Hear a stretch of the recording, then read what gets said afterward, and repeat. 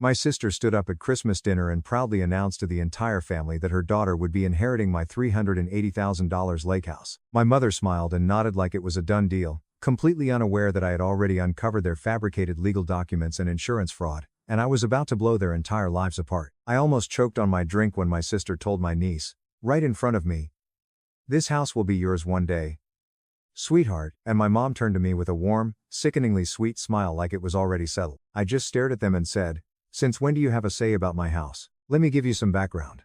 My name is Ryan. I'm 34 years old, an electrician by trade, and I own a small but highly successful commercial contracting company. It keeps me incredibly busy, but it pays well, and it allows me to provide for myself and my girlfriend of 2 years, Chloe. Chloe is, without exaggeration, the most grounded, level-headed person I've ever met in my entire life. When I was 27, I found a listing for a lakefront cabin about 50 minutes outside of the city. And honestly, using the word cabin is a massive stretch. The roof was practically caving in and covered with a massive blue tarp. The wraparound deck had completely collapsed on the western side. The foundation was sketchy, the plumbing was shot, and the interior smelled like decades of neglect. The previous owner had passed away, and his kids lived out of state and wanted absolutely nothing to do with it. They listed it for $95,000 just to dump it quickly. I was 4 years into running my electrical business, I had saved aggressively, and I saw the immense potential that piece of land held. I bought it outright in cash.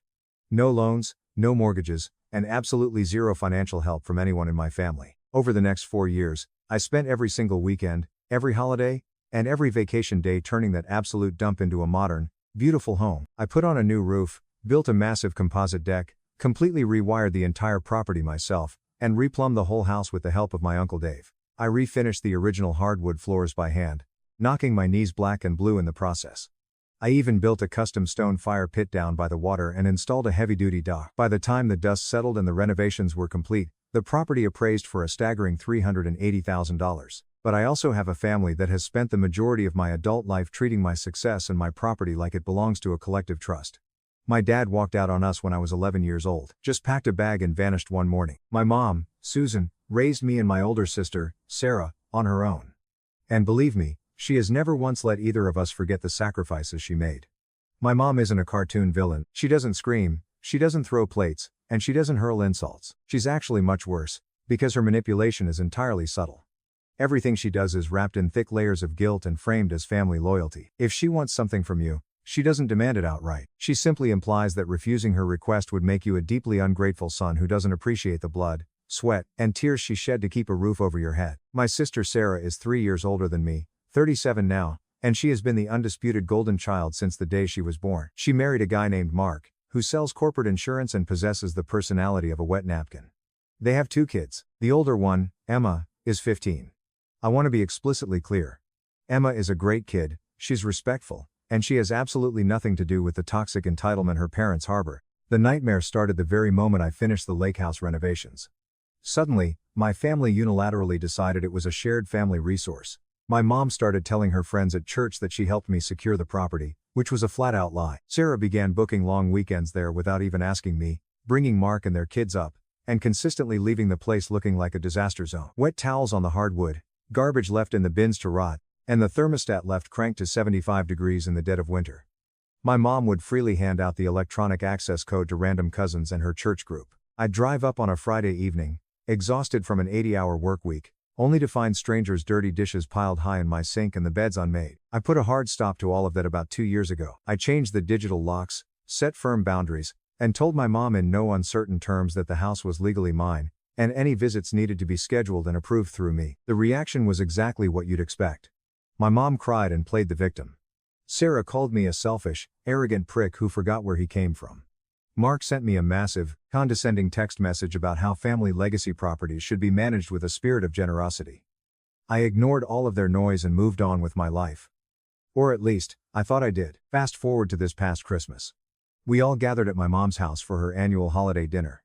It was me, Chloe, Sarah, Mark, their kids, Uncle Dave, and a handful of cousins. It's one of those mandatory family events where declining the invitation creates vastly more drama than just biting the bullet and showing up. So, Chloe and I went.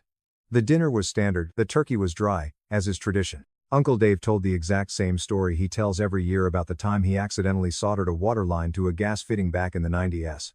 The kids were glued to their phones. Everything seemed perfectly normal. Then, right as my mom started bringing out the pies for dessert, Sarah stood up. She had this specific, calculated look on her face. You know the exact expression I'm talking about, the look someone gets when they've been rehearsing a speech in the bathroom mirror for 3 days. She dramatically put her arm around Emma, who was sitting next to her, and tapped her wine glass.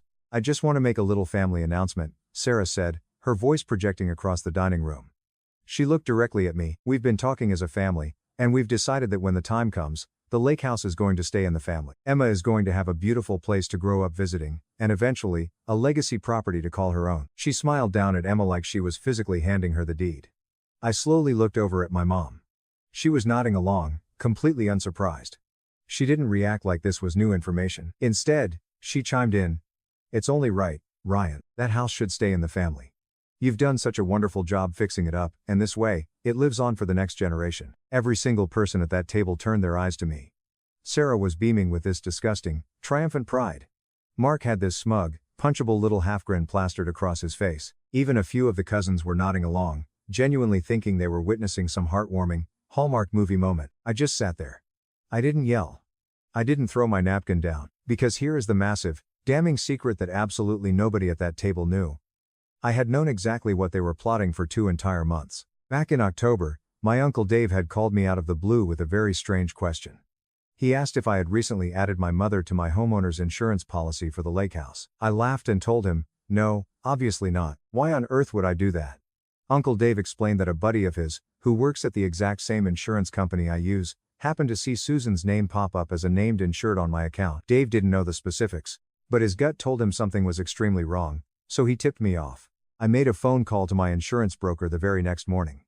What I discovered sitting in my truck at a job site changed my view of my family forever. I told the representative I wanted to review my policy and asked about any recent modifications. The woman pulled up my file, asked me to verify my identity, and then said, "It looks like your spouse was added as a named insured back in late August." My blood ran ice cold.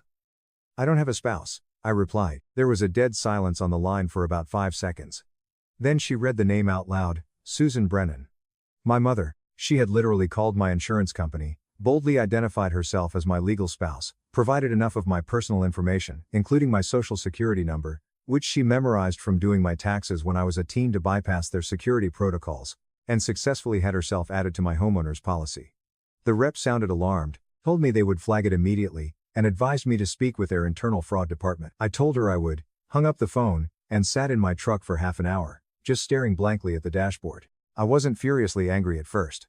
I was just profoundly confused. Adding yourself to someone's insurance policy doesn't magically transfer the deed or give you legal ownership. So what was her endgame? I knew better than to confront her immediately. If you confront manipulators like my mother before you have all the pieces, they just pivot. They adjust the lie, cover their tracks, cry victim, and somehow spin it, so you end up apologizing to them. So I stayed silent. I started pulling at threads. The biggest thread unraveled a week later. I was doing a deep clean of my home office, sorting through old receipts and mail, and I found a piece of mail that had been forwarded from the Lake House mailbox. It was a letter from a paralegal's office, addressed to the Brennan family residence. Inside was a photocopy of a document titled Times Memorandum of Verbal Agreement. My jaw practically hit the floor as I read it. The document legally claimed that in 2018, Susan Brennan had issued a personal loan to me in the amount of $45,000 specifically for the purchase and development of the lakefront property, and that in exchange, I had verbally agreed to grant her a permanent shared equity interest in the home. It was officially dated, it was notarized, and it looked just legitimate enough to terrify someone who didn't know the law. But there was a massive, fatal flaw in their master plan. My mom did loan me $45,000 back in 2018. However, it had absolutely zero connection to the lake house, which I had already owned for an entire year at that point. In 2018, the transmission on my heavy-duty Ford F-250 work truck blew out completely. I was in a massive cash flow crunch with my business, so she loaned me the $45,000 to buy a replacement truck to keep my company afloat. I repaid every single red cent of that loan, plus interest, over the course of 24 months. I had every canceled check, every bank transfer receipt, and every text message to prove it. Someone in my family had taken a very real, documented financial transaction, completely fabricated a new purpose for it, and weaponized it to create a fraudulent legal claim against my $380,000 property. I immediately hired a highly recommended real estate attorney named Jessica Vance.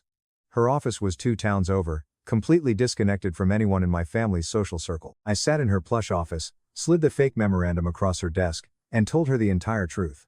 I watched her professional demeanor shift into absolute disbelief. She explained that while the document wasn't a binding deed transfer, if my mother were to file it with the county clerk or present it during a civil dispute, it would create a massive cloud on the title. It would prevent me from ever selling the house without her consent and force me into a grueling, expensive legal battle to clear my name. Who drafted this? Jessica asked, scrutinizing the notary stamp. This looks like paralegal work. Someone who knows enough legal jargon to make it look terrifying, but not enough to make it bulletproof. That night, I laid everything out for Chloe. She sat on our couch, listening silently as I connected the dots. The insurance fraud, the fake memorandum, the weaponized truck loan. When I finished, Chloe looked at me and said, "Ryan, your mom didn't orchestrate this alone. She barely knows how to use her iPhone, let alone navigate an insurance provider's verification system. She doesn't know any paralegals." She was entirely right. And I knew exactly who the architect was. Mark. My sleazy brother-in-law. Mark works in the insurance industry. He knows exactly how call center reps operate, what verification questions they ask, and how to manipulate them. And Mark's cousin, a woman I had met exactly once at a summer barbecue, worked as a paralegal at a sketchy little firm downtown. The entire picture snapped into high resolution. My mother, my sister, and my brother-in-law had formed a syndicate to manufacture a fraudulent paper trail. They were building a fake case to claim legal equity in my home. The Christmas dinner announcement was meant to be their emotional trap. They wanted to corner me in front of the extended family, force me to smile and agree publicly, and then use that public acknowledgement as further proof of their fabricated agreement. Which brings us right back to the Christmas table. Everyone is staring at me, waiting for me to fold. Waiting for the grateful smile and the anything for family speech. Instead, I set my fork down very deliberately. I pulled my phone out of my pocket, opened my smart home security app, and in front of everyone, I changed every single access code to the lake house. The front door, the garage, the side gate, the boathouse. I generated completely randomized 8-digit codes, saved them only to my master device, and locked them out of the system entirely. It took exactly 40 seconds. I put my phone face down on the table, looked directly at Sarah, and said, "Nobody is inheriting my house." The entire dining room went dead silent. Not the kind of quiet where people are waiting for a punchline. The kind of heavy, suffocating silence where people literally stop breathing. Sarah's triumphant smile stayed frozen on her face for about 3 agonizing seconds before it completely melted off. "Ryan, we talked about this," Sarah stammered, her face flushing red. "No," I replied, keeping my voice dangerously calm. "You talked about this with Mom and Mark, behind my back." And the answer is absolutely not. My mom leaned forward, deploying her signature trembling, wounded bird voice. She wanted the cousins to see her as the tragic victim. "Ryan, after everything I've done for you, after the money I graciously gave you to help secure that house, you're going to sit at my Christmas table and disrespect this family?" I looked her dead in the eyes and said, "What money did you give me for the house, Mom?" She blinked once. Just a rapid flutter of her eyelashes. But I saw the exact microsecond she realized she was walking into a trap. "The $45,000. Ryan, you know exactly what I'm talking about." "Oh," I said loudly, making sure every cousin heard me. "You mean the $45,000 you loaned me in 2018 to buy my Ford F-250 work truck? The $45,000 I paid back in full, with interest? By 2020? I have the canceled checks in a fireproof safe. Is that the money you're referring to?" Nobody moved. Mark physically shifted in his chair, suddenly looking like he was going to vomit. Sarah whipped her head around to look at my mom. My mom stared intensely at her empty plate, her face pale. I stood up, gently placed my hand on Chloe's shoulder, and said, "Merry Christmas, everyone." The turkey was dry. We walked out the front door, got into my truck, and drove away. Update 1. The fallout started before we even hit the highway. My phone lit up with 3 back-to-back calls from Sarah. I declined all of them. Then came the texts, "You humiliated me in front of the whole family. We need to talk right now." 20 minutes later, "Mom is having a panic attack in the bathroom. Are you happy with yourself?" Then my mom called. I let it go straight to voicemail. She left a 2-minute rambling message about how I was ungrateful, how she sacrificed her youth for me, and how my father would be ashamed. Noticeably absent from her rant, any mention of the fake paralegal document or the insurance policy. Mark, true to form, didn't contact me at all. He always operates from the shadows, using Sarah as his human shield. I went completely dark. Chloe and I spent the rest of the holidays at the lake house, drinking coffee on the new deck and watching the snow fall over the water. But behind the scenes, I was meticulously building a nuclear bomb. In January, I made a move that seemed insignificant but secured my entire victory. I called my mom for a casual catch-up. I didn't yell. I asked about her arthritis, I asked about her garden, I kept my tone incredibly warm and familiar. About 20 minutes into the call, I casually said, "Hey Mom. My accountant is auditing some of my old business files for my taxes. I just wanted to confirm that $45,000 you loaned me back in 2018 for the work truck. I made the final payment to you in November of 2020, right?" Without missing a beat, she replied, "Yes, honey. That sounds right. November or December, and that was strictly for the Ford F-250, right? I just want to make sure I'm not mixing up my commercial and personal records. Of course it was for the truck, Ryan. What else would it be for?" She laughed. My state is a one-party consent state for recording conversations. I had my phone on speaker, and my iPad was recording the crystal clear audio of her confessing that the loan was for the truck, completely invalidating the fake memorandum she planned to use against me. I backed the audio file up to a secure cloud, a USB drive, and emailed a copy directly to Jessica Vance. In February, my security cameras alerted me to motion at the lake house. I opened the live feed and watched Sarah and Mark pull into my driveway. They weren't alone. They had brought a tall guy with a clipboard and a measuring tape. The guy walked around the exterior, inspecting the foundation and looking through my windows, while Mark pointed at the roof. I called Sarah immediately. "Hey Sarah, noticed you and Mark stopped by the lake house today with a stranger." She paused, clearly startled. "Oh. Yeah. We were just driving through the area and wanted to show a friend the property. He's a contractor. We were just brainstorming what the house might need down the road. You know, for Emma, Sarah." I said coldly. "The house isn't going to Emma. It's my property." She let out this condescending, arrogant little laugh. "Ryan, Mom has the paperwork. I think you know that. We don't need to make this adversarial. Just accept the reality." She had just verbally confirmed she knew about the fake document and intended to use it. "Okay," I replied. "If you want to play that game, I highly suggest you hire a real lawyer. Not Mark's cousin." I hung up. In March, Jessica Vance unleashed hell. She sent a formal, terrifying cease and desist letter via certified mail directly to my mother. The letter explicitly stated that any claim to my property based on the memorandum of verbal agreement was completely fraudulent. It outlined that the referenced loan was for a vehicle, had been fully repaid, and that we possessed audio recordings and banking records proving this. It warned that any attempt to file the document with the county would result in immediate civil litigation for title, slander and fraud. And the kicker? The letter casually mentioned that Susan Brennan's unauthorized addition of herself to my homeowner's insurance policy had been formally reported to the insurance provider's fraud division and was currently under active federal review. My mom signed for the certified letter on a Tuesday. By Wednesday morning, I had 19 missed calls. On Thursday, Mark finally called me directly. His voice was shaking, entirely stripped of its usual smugness. "Ryan? Buddy, I think things have gotten way out of hand here. Your mother loves you. We love you. Nobody is trying to steal anything. Let's just sit down as a family, without the lawyers, and hash this out." "I'm more than happy to sit down," I replied. "At my attorney's office. Next Wednesday at 10 a.m., be there, or my next call is to the police." Update 2. The meeting took place in the main conference room of Jessica Vance's firm. I arrived 30 minutes early. Jessica had prepared a massive, ominous black binder. It had color-coded tabs containing the fabricated memorandum, my canceled checks, my bank statements, the 2018 text messages, the transcript of the recorded phone call, the security camera screenshots of them trespassing, and the official insurance fraud report. At exactly 10:05 a.m., they walked in. My mom, Sarah, and Mark. They didn't bring a lawyer. My mom was dressed up, looking like she was ready to play the weeping matriarch. Sarah wore a stiff blazer, trying to look authoritative. Mark just looked like he was walking to his own execution. They sat down across from us. My mom immediately tried to take control of the narrative, her eyes welling up with forced tears. "Ryan, sweetheart, please, can we just talk about this like a family who loves each other?" Jessica Vance didn't even blink. She opened the binder. "Mrs. Brennan, I am Jessica Vance.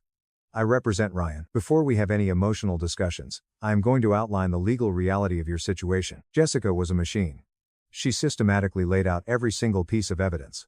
She detailed the exact date and time my mother impersonated my spouse to the insurance company. She slid the bank records and the audio transcript across the table, completely destroying the narrative that the $45,000 was for the house. "The fabricated memorandum you possess," Jessica said, her voice dropping to a lethal calm, "if presented in any court, constitutes criminal fraud. The insurance manipulation is already being actively investigated by the provider. Ryan has been incredibly patient. However, this firm is fully prepared to pursue every available civil and criminal remedy to protect his assets." The silence in the room was deafening. My mom stared at the table, utterly defeated. Mark looked like he was hyperventilating, but it was Sarah whose reaction was the most explosive. She looked at the audio transcript, then looked at my mom. Mom. You told me you had a real agreement with him. You told me he promised you equity. My mom couldn't even look her in the eye. Her hands were shaking violently. Sarah stood up, her chair violently scraping against the hardwood floor. She turned to Mark, and whatever she saw in his terrified, guilty eyes made her face contort with pure rage. You knew, Sarah hissed at her husband. You both knew this was fake, and you dragged me and my daughter into a felony fraud scheme? Sarah, please. It's complicated. Mark stammered, sweating profusely. It's not complicated, Mark, she screamed. She looked at me, and for the first time in my entire life, the golden child mask was gone. She just looked like a broken, manipulated woman. Ryan. I swear to God, I didn't know it was fake. I believed them because it was easier than believing my husband was a con artist. I believed her. The sheer devastation on her face couldn't be fake. I leaned forward and looked at my mom. I don't want to see you go to prison, Mom. But I am ending this right now. Jessica slid a single, legally binding document across the table. It was a formal declaration stating that Susan Brennan had absolutely zero ownership, financial interest, or legal claim to my property. It acknowledged the memorandum was invalid and the loan was repaid. Sign it, I said. You sign this right now, relinquishing all claims to my life, and I will decline to press criminal charges for the insurance fraud. If you don't sign it, Jessica files the police report the second you walk out that door. My mom didn't argue. She didn't cry. She picked up the pen and signed her name, effectively killing the monstrous entitlement she had harbored for years. But here is the final, beautiful twist. As they were packing up to leave in absolute disgrace, Jessica's laptop chimed with an email notification. She read it, smiled a terrifying, predatory smile, and looked up at my mom. Mrs. Brennan, I just received an update from the insurance provider's legal department. While Ryan is declining to press criminal charges, the insurance company is acting independently. Because you fraudulently utilized their services, they are filing a civil action against you to recover investigation costs and penalty fees. My mom gasped. Mark buried his face in his hands. It's been 6 months since that meeting. The fallout has been absolute carnage for them, and absolute peace for me. The insurance company relentlessly pursued my mother. She had to hire a cheap lawyer and eventually settled, being forced to pay $8,500 in penalties and restitution out of her own meager savings. Sarah filed for divorce from Mark in May. During the discovery phase of their divorce, the absolute truth came out. Mark was drowning in over $80,000 of hidden credit card and crypto debt. His entire master plan was to secure partial equity in my $380,000 lake house through my mother, force a partition sale, and use the payout to save himself from bankruptcy. He used my mother's greed and my sister's entitlement as pawns in his financial survival game. He now lives in a tiny apartment and gets his kids every other weekend. His paralegal cousin was quietly fired from her firm when rumors of the fake document circulated. My mom and I barely speak. She came to the lake house once, sat on the deck, and actually apologized. It wasn't a perfect apology, but she admitted she needed therapy, which she has finally started attending. I told her the door isn't closed forever, but it's heavily guarded now. Chloe and I are thriving. She officially moved into the lake house with me, and she's transformed it from a bachelor pad into a genuine, warm home. Uncle Dave comes up every single weekend, drinks cheap beer on my dock, and fishes for hours. The house is entirely mine. It always was. But now, my family finally understands the catastrophic cost of trying to take what doesn't belong to them. I have 2 weeks to escape my controlling and abusive husband before he returns from a business trip. Throwaway account as my husband and in-laws are following my main. I, 29F, have been married to my husband, 30M, who I'll call Alex. Alex and I met in college during our freshman year. We started off as just friends and got married 7 months ago. I've gotten along with his family, but we aren't super close, but we're friendly enough. The problem is that Alex has begun to make me incredibly uncomfortable. Firstly, he's begun to ask me who I'm meeting with, where, what we plan on doing, how long every single time I leave the house without him. At first I just thought he was being protective and a good partner just in case something happened. But then he started checking my phone after the visits, vetting and researching each of my friends as well. He also has been pursuing me to link my bank account to his, as he's in charge of the finances when he was perfectly fine with keeping them separate before. We fight about it almost every day. Finally, yesterday, when he was preparing to go on a work trip for 2 weeks in California, he demanded I wear a tracker so he could keep an eye on me while he's gone. I can't do this anymore. I feel like I'm suffocating, and his family, who I've spoken to about his worrying behavior, just said he's being careful and protective as a good husband should. I need to gather my things together and find a way to be gone before he gets home without tipping him off. He's always threatened that if he ever found me cheating on him, he'd turn in divorce papers the same day. He keeps a filled-out copy on his desk. I'm going to submit those the day I leave, but there's so much to do. Bergen finding a new place to live, seeing if my job has any transfers available, packing and moving in 2 weeks. His return flight is on May 11th, so I need to move quickly. I'm posting here because I don't have any close family, and I can't risk dragging my friends into this as we share the same friends. I just needed a place to vent and ask if anyone has any advice on the easiest and safest way to do this. Edit. Oh my god, you guys are amazing. I never even thought to not use his divorce papers. I'll check for cameras before I start any packing or prepping. I may also shred his divorce papers just in case and look into getting a lawyer for myself. I'm in a no-fault divorce state, that much I remember, which will help. I'll update again when I know more. The tracker he wants me to use is a small clip to put on the belt or waistband. I'll wear it unless I'm going or doing something related to me leaving. No pets yet, thankfully. Update 1. So I've gotten a lot of support and helpful advice along with questions I thought I should clarify before I proceed with the update. Some asked why I'd be hiding things from Alex regarding going out and who I'm meeting with. I don't, and I have nothing to hide. However, when he begins to double-check everything I tell him with the other people there, right down to each person I talk to and what I said.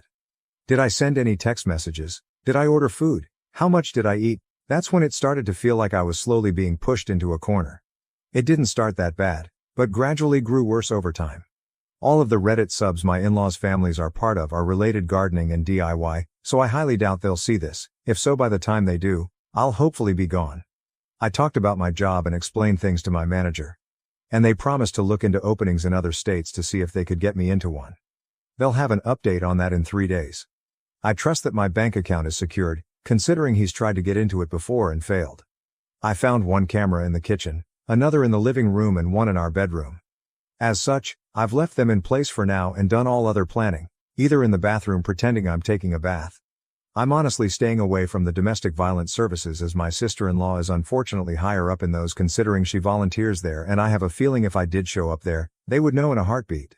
I can't look for apartments until I get the update from my work, but either or I'm still going to be leaving the state. The day before I do, I will be changing my number carrier and wiping my laptop and all of his electronics before I do.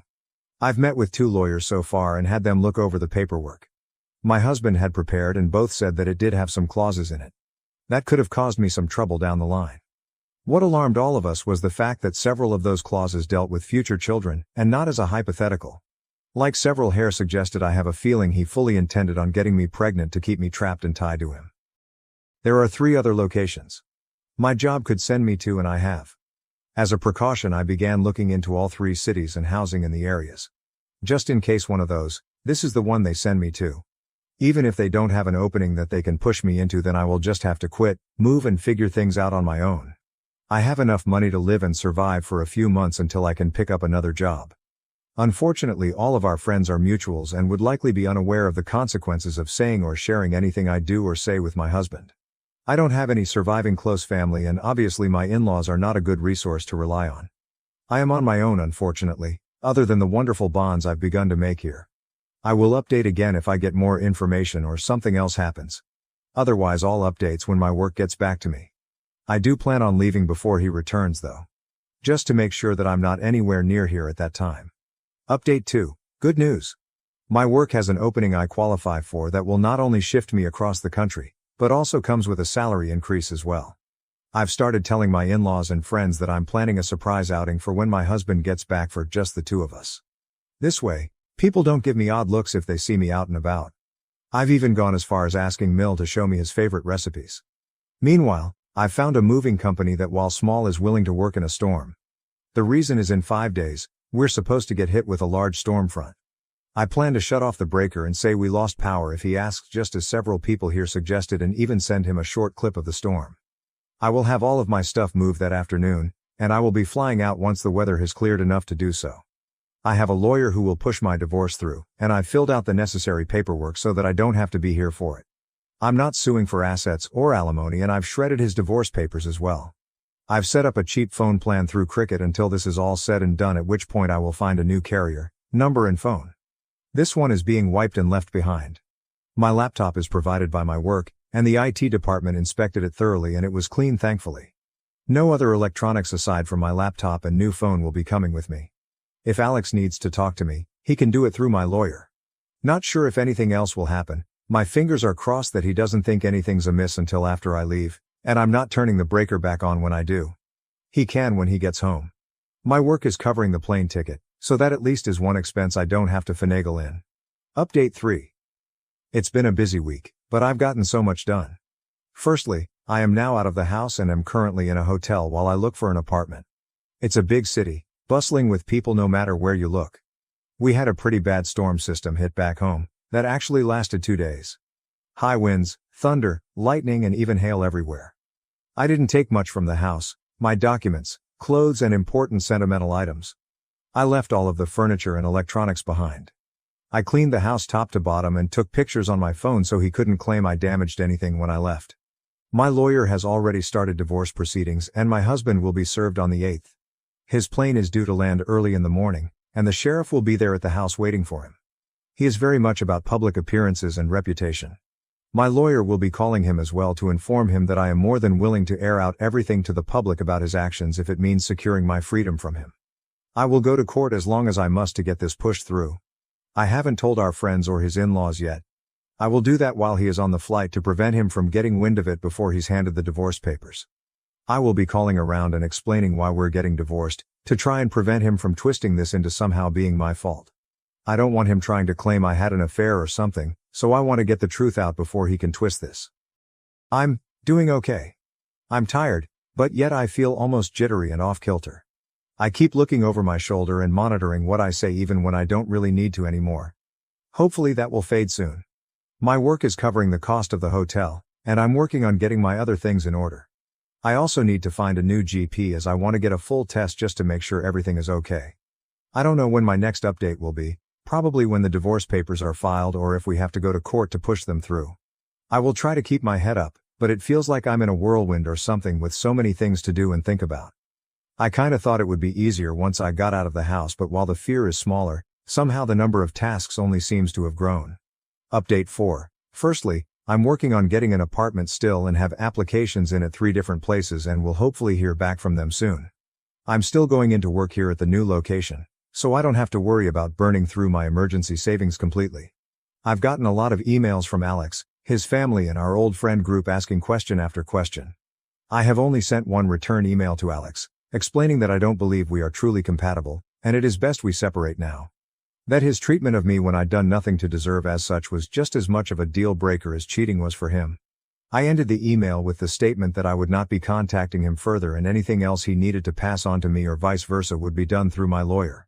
For his family and friends, I just typed up one email outlining everything that had happened and why I left.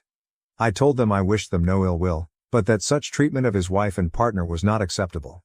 That should Alex get remarried in the future, I wish they would help support both partners and not just Alex. Alex, from what my lawyer told me, was livid when he was served. The sheriff actually ended up booking him for assault on an officer and menacing due to the threats he was shouting. His father bailed him out in a few hours, but with the testimony of the sheriff, my lawyer believes I have a very good chance at getting a restraining order. Alex, upon returning to the house, apparently lost his temper again, breaking the dining table into pieces as well as the TV, and putting several holes in the walls. At least that's what one of the emails from one of our friends reported as Alex called him to help him clean up the mess. My lawyer already has pictures of the house I took, with timestamps as evidence nothing had been damaged by me. My friend reported that Alex tried to claim I'd been the one to trash the house, but the holes in the wall were at head height. Alex is 6'3", and I'm 5'4", so he knew that was false. Either way, taking the pictures definitely will help me, so again, thank you everyone here for the advice because I never would have thought of that on my own. My work won't share details of where I am, as I do work with some higher-end clientele who value security and that information won't be gossiped about, and no, I'm not some stripper or escort. I deal with contracts, notary and business management. As such, even if Alex tried to use my work to find me, he wouldn't succeed. Update 5.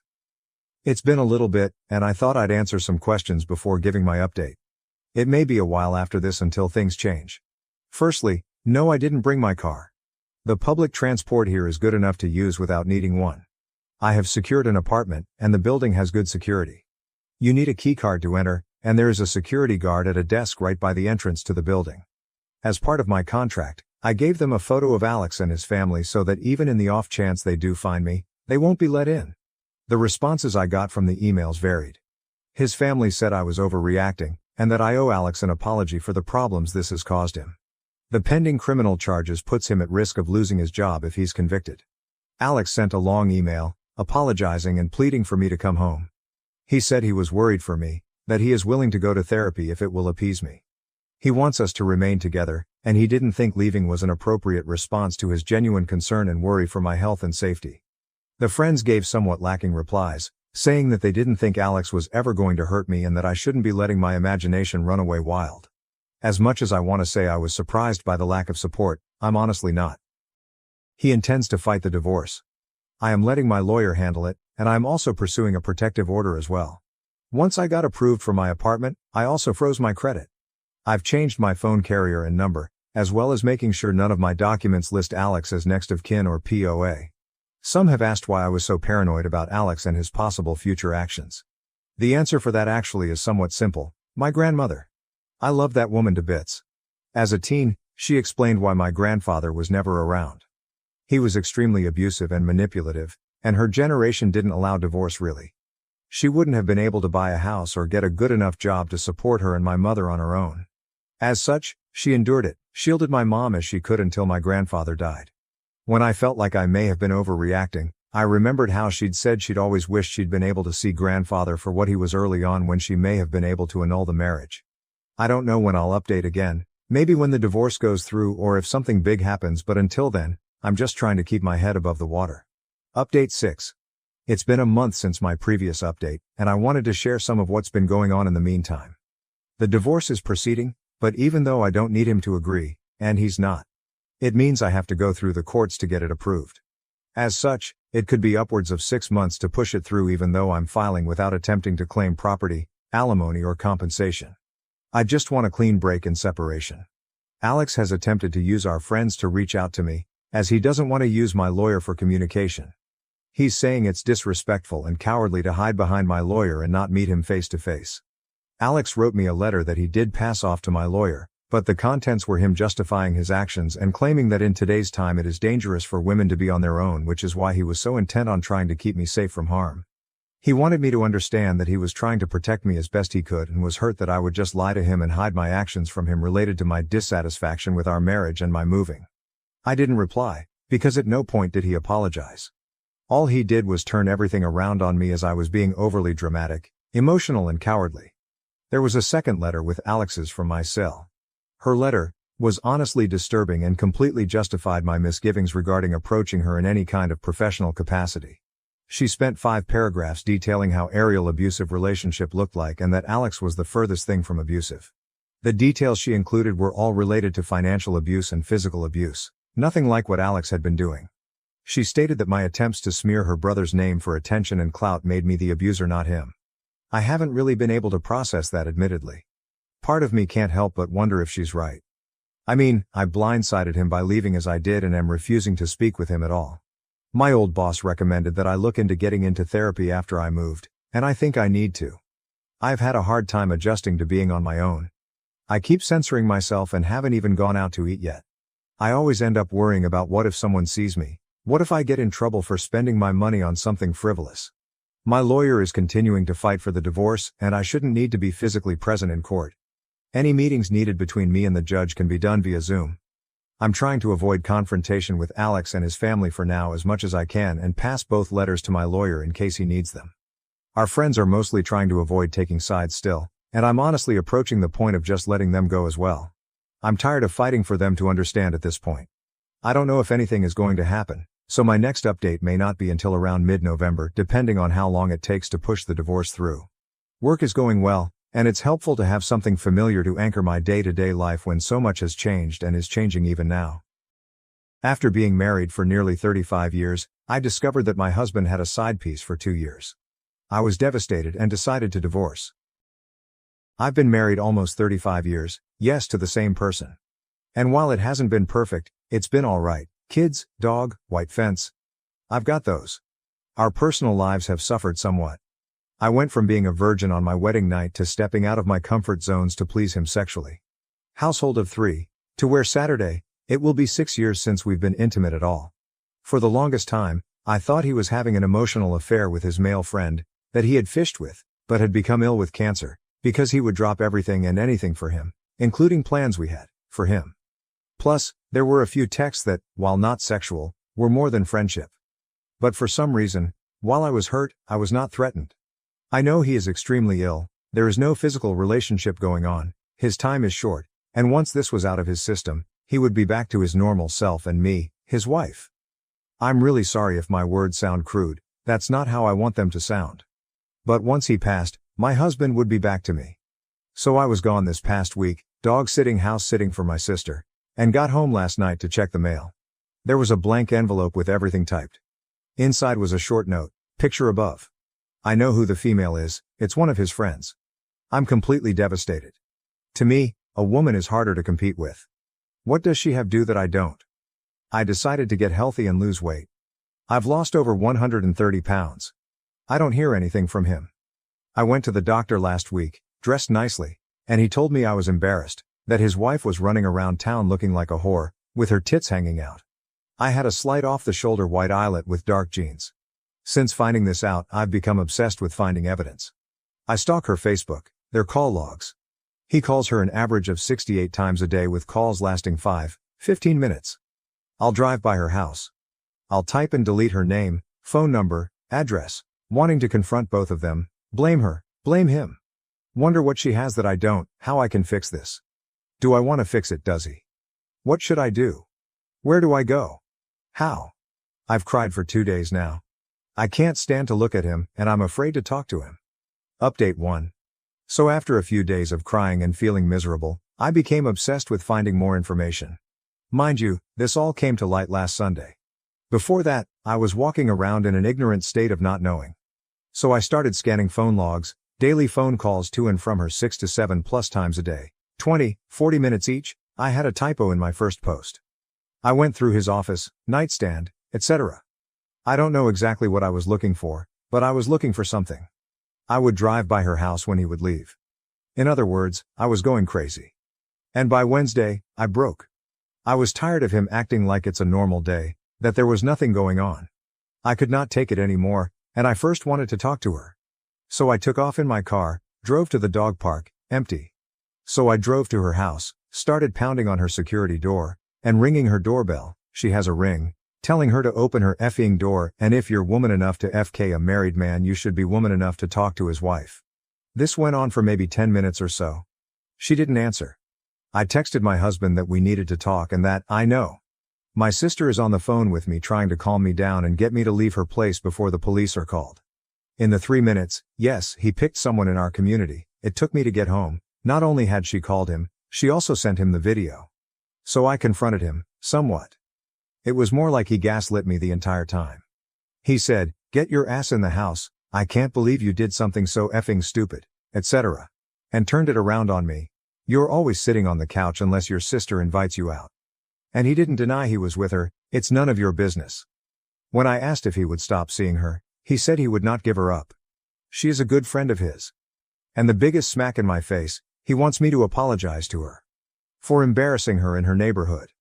And I guess she is talking about filing a restraining order against me. So Thursday and Friday, I finished my pity party, and Saturday, I started doing things I never thought I would have to do on my 35th anniversary. I reached out to divorce attorneys. They were closed but filled out the forms for consultations. I also started a resume and applied for jobs, but after not working for 20 plus years, what kind of work am I going to be qualified for?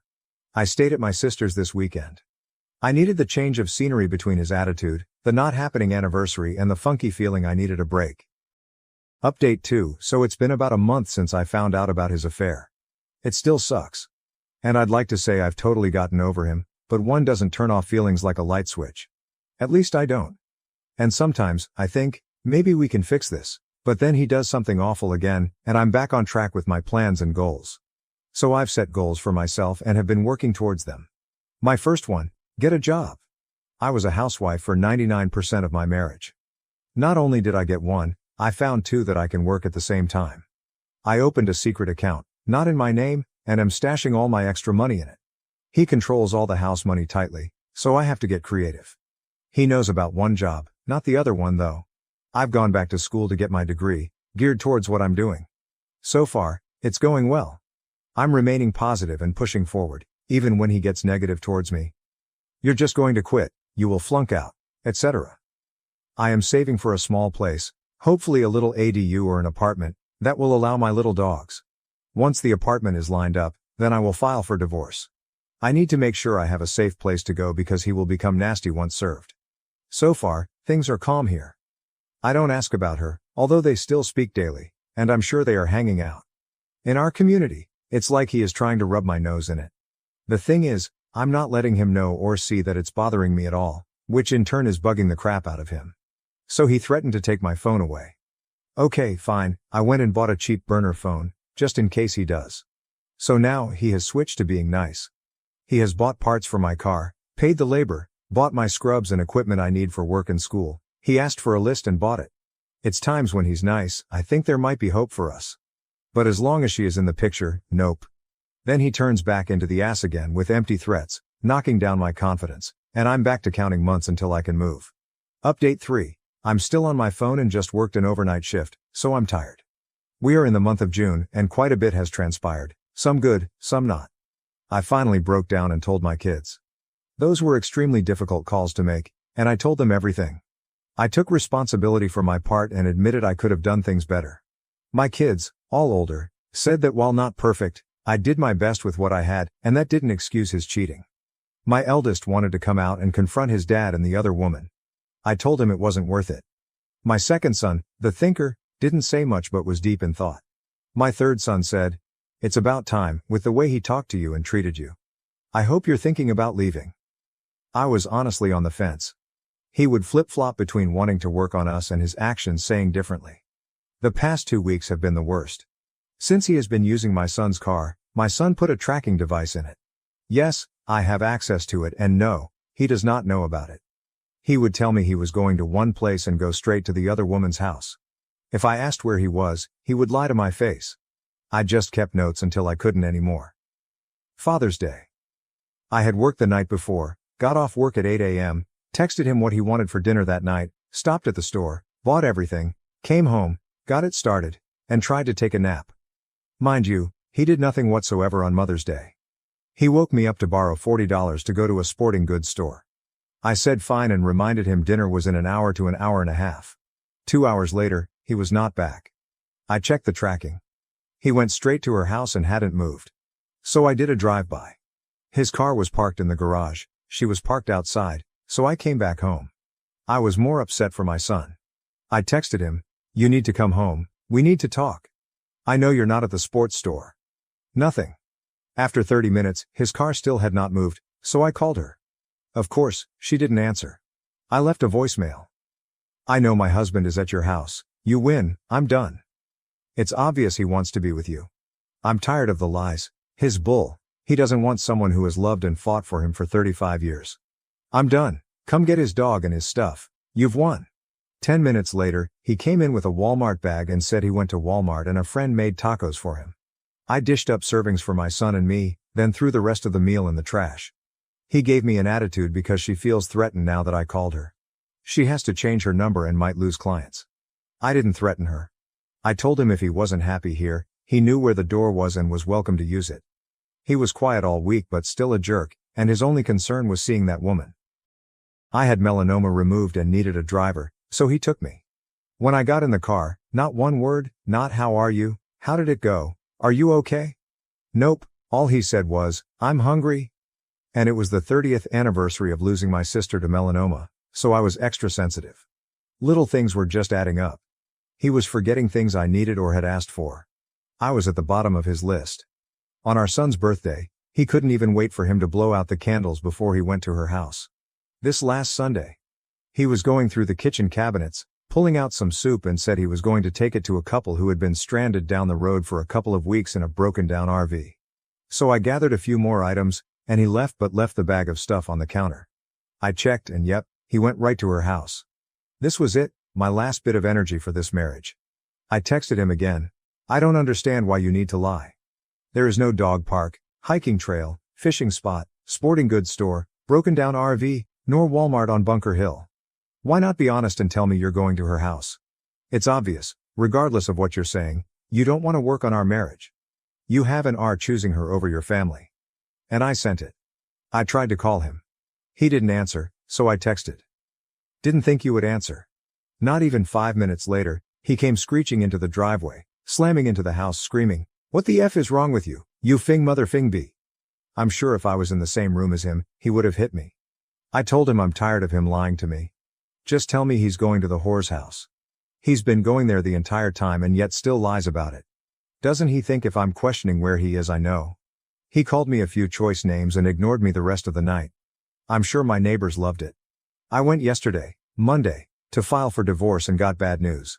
Because he is a 1099 employee and hasn't technically worked in almost 2 years, although my bills are paid, I'm not in his bank accounts. I never have been. I've always had to ask for money from him. Because he stopped me from doing his taxes 3 years ago, saying they were too complicated for me. If I were to file for divorce right now and ask for alimony, he could immediately file to lower it, and the judge could agree with him. My lawyer suggested waiting 3 months to file, as he is now working again, started this week and submitted paper bids. I'm to collect as much evidence as I can in the meantime. The lawyer was impressed with what I had so far. So, I'm planning and playing it cool till September. Relevant comments. Comment 1, I know this hurts now, but you will be better off without someone draining your life. I don't know much about this, but I think you should get a second opinion from another lawyer. 1099 forms still count as proof of income. They might be able to subpoena those and his full tax records, even if he hasn't filed them. Reply, he owns his own business and gets a 1099 from the company he subcontracts through. I haven't seen a tax return in 3 years since we file separately. I try to look when he's not home, but his office is a mess. I'll keep searching because there must be something. OOP on why she needs alimony. My children are all grown, and I just started working again 2 months ago after spending most of our marriage as a housewife, taking care of him and our kids. My youngest son is 20 but has special needs and mentally is about 12. Earlier, when I found out about the affair, I would have done anything to get him back. Now. No, I don't want him back. I deserve better. OOP on securing legal documents. All those documents have been moved to a safe place since April. OOP explains why she is waiting until September for alimony. I've lasted this long and honestly, if I left now, I couldn't afford a decent place with my son, even with my job. After everything I've done, including caring for his mom, helping with his business and running the home, I deserve it. I just want what's fair to get a safe place for my son. According to the lawyer, it could mean the difference between $500 a month and $4,500 a month. These are rough figures, but it's a substantial difference. We annulled our engagement because my fiancé valued friendship more than love when I asked his best man to wear a tuxedo. I, 26, am getting married to Mark, 28, a handsome, responsible, intelligent man with a kind heart and a great sense of humor. My sister Jennifer, 23, is going to be his best man. Jennifer is best friends with my husband Mark, 26. He's known her more than twice as long as he's known me. We only really met and talked at any length about 3 years ago or so. They were co-workers together at her high school job, and she's been a part of his gaming group since then. They went to the same college, and they're co-workers again now working for his friend John's, 42, company. Mark was in college for the better part of a decade getting 2 undergraduate degrees and his PhD, and Jennifer ended up doing the same major as him, likely due to his encouragement. She's thinking about her master's in the same field, but they both work full-time now. In addition to being co-workers and playing Dungeons and Dragons together, they also game online, and they hang out all the time. They've gone to conventions together, either as part of a group, or just the two of them. They do local classes and events together, and Mark helps Jennifer with her photography and editing. While she has a solid full-time job she likes, Jennifer still has aspirations of being a model, influencer. She loves fashion, and she's also into cosplay. After we got engaged, we were at a family dinner, and I was talking to Mark about the wedding party, and I mentioned that even though I have 2 sisters, I wanted my own best friend Helen, 26, to be my maid of honor. Mark said that was great, because he actually wanted to ask Jennifer to be his best man. Jennifer immediately and enthusiastically agreed. Being a female best man is just the kind of thing she'd love. Obviously, even if that meant she wouldn't be one of my bridesmaids. She also knew that between our other sister and some of my friends I had too many people who needed to be bridesmaids and Mark was worried about being short on groomsmen. This was all fine and well until later on when we were talking about what people were going to wear. I picked out my dream wedding dress, and I coordinated the bridesmaid dresses, and Mark was going to have his groomsmen, most of which were other gaming buddies in tuxedos. I had to talk him out of putting them in cosplay/Ren Fair stuff. However, Jennifer was going to wear a dress. Jennifer is a very tall, very attractive woman, and to be perfectly frank, she has a large chest. The dress that she wants to wear was designed by one of her friends online, and while it's not white or anything, it's mostly red and black and pretty well matches the other groomsmen, and it's formal and fancy. It definitely shows off her figure. I wouldn't say in a slutty way at all, but it just does. She would also, as the best woman, stand out from the other men on the groom's side, especially in the heels she wanted to wear with the dress. After dropping a few hints here and there and broaching the subject of each side of the wedding party matching in women's tuxedos, I gently requested that Mark have Jennifer wear a tuxedo rather than the dress and shoes she wanted and he had previously liked. When they gave me pushback, I pointed out to Jennifer that she might be too exposed, or she might distract people with such a flashy dress. Jennifer gave me a dirty look and said half under her breath, "Are you fucking serious?" And before I could react, she just said, "Fine. Fuck it. You're the bride. I'll wear the fucking tuxedo." Mark sighed and half said some things about it being ridiculous, but then when I asked him what he said, he just said, "Okay, it's whatever, it's fine." Since then, Mark and Jennifer have been passive-aggressively making fun of my concerns, with them doing things like Mark comedy ogling her chest, or her making all sorts of boob jokes. She's done things like ostentatiously covering up her chest with her hands when she moves past people while saying things like, "Gotta guard the girls, wouldn't want to knock anyone over." Both her and Mark keep making fake Freudian slips about her chest or her figure, and Jennifer even pretends to lose her balance and fall over because her boobs were too heavy. They pretty much just do this when I'm around. They seem to think it's hilarious. They've made it very well known that Jen is really disappointed about not getting to wear the dress and that her seamstress friend is upset about it too, and Mark has seemed a bit distant and disinterested in wedding planning. I was looking over some tuxedos for women and making some suggestions to Jennifer about ones that aren't too tight in the chest or hips, and she just showed me the one that she had already picked out and said, "Is this fine, or did you want to further micromanage my specific tuxedo?" We started to get into a fight, and she accused me of being a bridezilla. When I told her she was being a bad sister, she said that she wasn't the one who was being body shamed and told what to wear. I told her my requests weren't body shaming, and she said that they were the same thing. My parents completely took Jennifer's side and said that I should just let her wear the dress. Obviously, she showed it to them too, and they thought it was beautiful. They like her friend too, and her friend has done clothing and costumes with her before.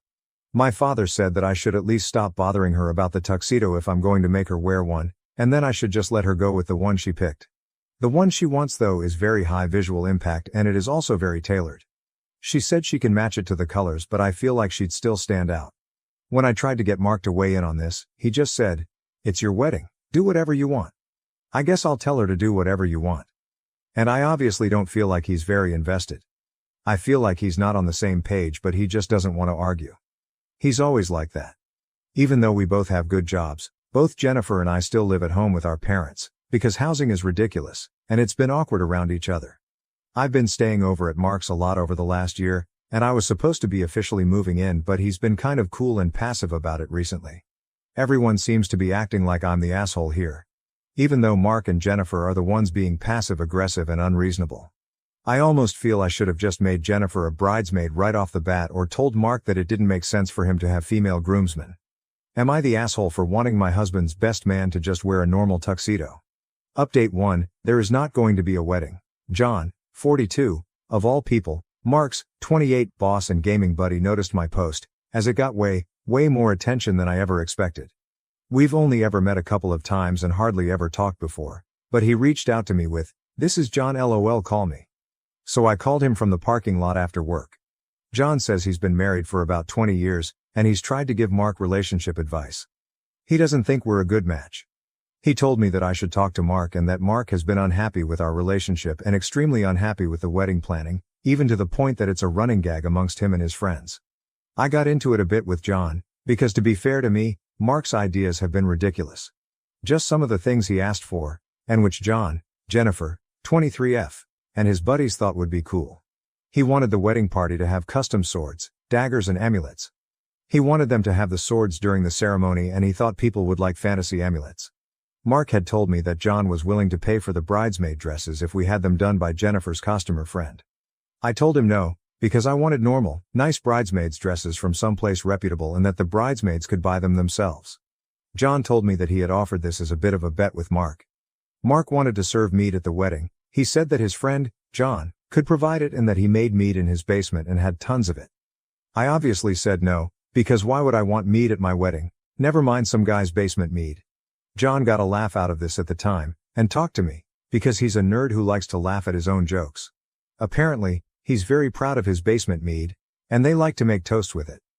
Basement mead has apparently become a running gag in their games, as John insisted on telling me. Frankly, John seemed kind of tickled with himself just because he was speaking with me. Mark wanted the band at the wedding to play classical covers of video game and superhero music. Mark wanted the reception to have a jester, who would wander around doing magic tricks and asking people riddles. Some lady that Mark and his friends know asked if she could be an elf at our wedding and wear her forest gown, and Mark said he'd ask me, and he described it as some kind of green Greek toga dress with leaves and elven writing on it, and that she'd have elf ears. It's a wedding, not a costume party, so I don't even know why he would ask that. I mentioned this stuff to John, and he recognized all of it and some more things to add besides, because Mark would always vent to them about the wedding plans, and John just agreed along, saying that I was constantly shooting down all of Mark's ideas. The point is that all of Mark's ideas were completely ridiculous, and that I wanted to have a wedding and not a Halloween party. John laughed when I brought this up to him and said that these ideas were awesome, and that I was just being too boring. John said that he thought we weren't a good match, and that he's told Mark that he needs to talk to me. I asked him if he thought Mark and Jennifer were a good match, and he just said yes. I asked if there had been anything between them, and he said no. He said he's 100% certain they've never hooked up, because Mark doesn't have the poker face for it, especially with as much as him and the other group members ribbed them over it. He said that Mark is too oblivious for his own good, and that the week after her 18th birthday Jennifer said, pretty much straight to Mark, "I'm 18, so you can fuck me now." And Mark just laughed it off as a joke. It does sound like something she'd say because Jennifer does love making inappropriate sexual jokes. John thought there was more to it though. They've had their characters date each other in games. He said they've been the very model of chastity since Mark has been dating me. Once at an event Jennifer was supposed to kiss Mark, but instead she kissed the palm of her hand and then had him kiss her palm. John is fully confident that neither of them would cheat. I went over to Mark's house, because he hadn't called or texted in a while, and he basically confirmed everything John said. Mark said that I stressed him out when I was over, and he wasn't sure about me moving in because thinking about it gave him anxiety. He didn't like any of my ideas for our house. It was his childhood home, and he's resistant to changing anything. He just has his stuff everywhere and wherever. He kept trying to talk about giving me some rooms, or some space when it's supposed to be our home where all of the space belongs to both of us. He was extremely frustrated about the wedding planning and he felt like he didn't have a say. He said the dress Jennifer wanted to wear was just about the final straw because I told him he could pick the outfits for the groomsmen, and I told him Jen could be in a dress as long as it matched. She really loves the dress, and she got it from her friend. She and John and apparently all of his buddies warned him that I'd find some way to have a problem with it. He says that I talk him in circles whenever he tries to choose or change anything, even though all of his suggestions are ridiculous. And he said he'd just about given up caring by the time I complained about the dress, so he didn't bother fighting about it. He said it upset him the way I was body-shaming Jennifer about her figure and her breasts. He thought I was being jealous and controlling, and that I had been a bridezilla ever since he proposed. When I asked him why he even proposed, if I apparently give him anxiety and he doesn't even want me to move in with him. He said he felt like he was pressured to either propose or break up, and he hoped things would get better and that he didn't know if he had a good enough reason to break up. When I told him that I never pressured him to propose, he said that all of my friends and family know that I consider it a goal to get married before I'm 30, and he brought up a document on his phone where he had taken notes about what kind of proposal I wanted from all the times I had talked about it. He said that he started the document because of how obviously important it was to me to have a perfect proposal and how often I talked about what I wanted. He proposed because he felt like he had to either marry me or dump me if I was going to have time for my plans. I don't think there's anything wrong with having a timeline for your life, and I wanted to start having kids by my late 20s or early 30s at the latest. I mentioned all of this to Mark again, and he said that that was fine for me, but that he was kind of on the fence about when to have kids. And he mentioned that Jennifer isn't sure about having kids at all and certainly isn't in any hurry about them, but I told him that doesn't have anything to do with anything and that Jennifer is just being short-sighted. I asked him if anything had happened between him and Jennifer, and he said no, and I believe him. I asked him why he wasn't dating Jennifer, and he said that at first she was too young, and then he was seeing someone, and then he was dating me, and he said that he values his friendship with her more than anything. He said that his friendship with Jennifer was worth not getting to be with her that way, and that she's too attractive to want to be with him.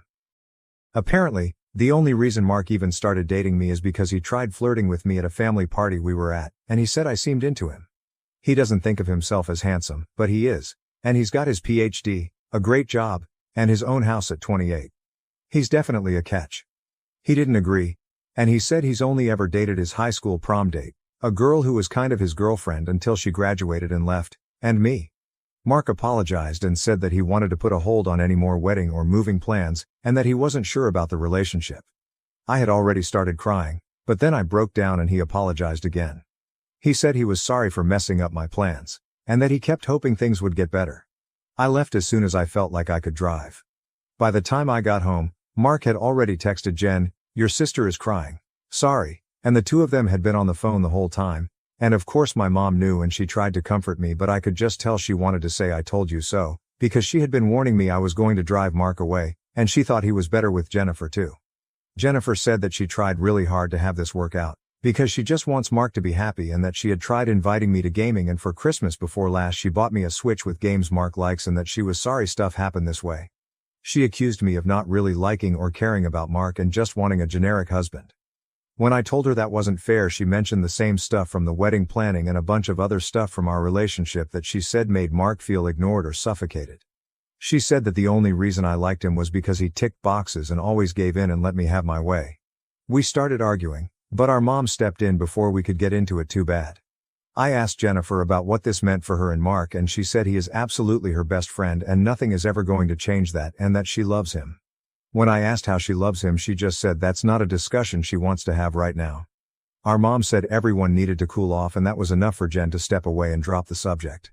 One of the commenters on my original post asked why I was marrying my sister's boyfriend, and my mom asked very nearly the same thing. She questioned how I had started dating Mark just about as soon as his age gap with Jennifer stopped being awkward, and she implied I shouldn't have been dating him in the first place. That's not fair at all. It's not like he's her property. And Jennifer can clearly just go get whatever man she wants. It's not like she had any kind of claim on a man just for knowing him. Even while she was trying to comfort me and saying that things will be all right, my mom wouldn't stop implying that I was wrong for going after Mark in the first place or criticizing me for how the relationship went. She said that Mark wasn't the man for me, and I could tell she meant that he belonged with someone like Jennifer, as if I'm not good enough or what I want doesn't matter. And then I caught her talking to Jen about how things should be fine and how she should try not to be too mad at me as if I was the one in the wrong or I should be apologizing to her. Jennifer just kind of went on like normal and went ahead and went to go game with Mark and her friends the next day. I know they've been chatting online like normal. I gave Jennifer Mark's ring to give back to him, and then I had a missed call from him while I was in the shower and a text that said, "Okay, I guess we are broken up then. I'm sorry. I don't know if I messed this up or if everyone else were the assholes here. Sorry this was so long. A lot of stuff has come out. I feel like I'm definitely not going to get married by the time I'm 30. Related comments. Comment 1. Everyone in this situation is at fault, but I feel bad for OOP because her own mother accused her of stealing her sister's soulmate just because she accepted his invitation to date. The fiancé approached her first, so why is it wrong that she accepted? While it might be true that OOP wanted to meet certain goals and saw him as a way to achieve them, her boyfriend isn't her sister's property. He asked her out and then proposed. Why is she being villainized for thinking they were in a mutual relationship? Comment 2. Seriously, Mark is the biggest villain in this story. He essentially said, "I have a crush on this underage girl at work. I'm going to befriend her and then date her older sister because she's the closest approximation I can get." He told OP he loved her and wanted to spend their lives together when he proposed. But behind her back, he made fun of her with his friends, knowing he'd rather be with someone else.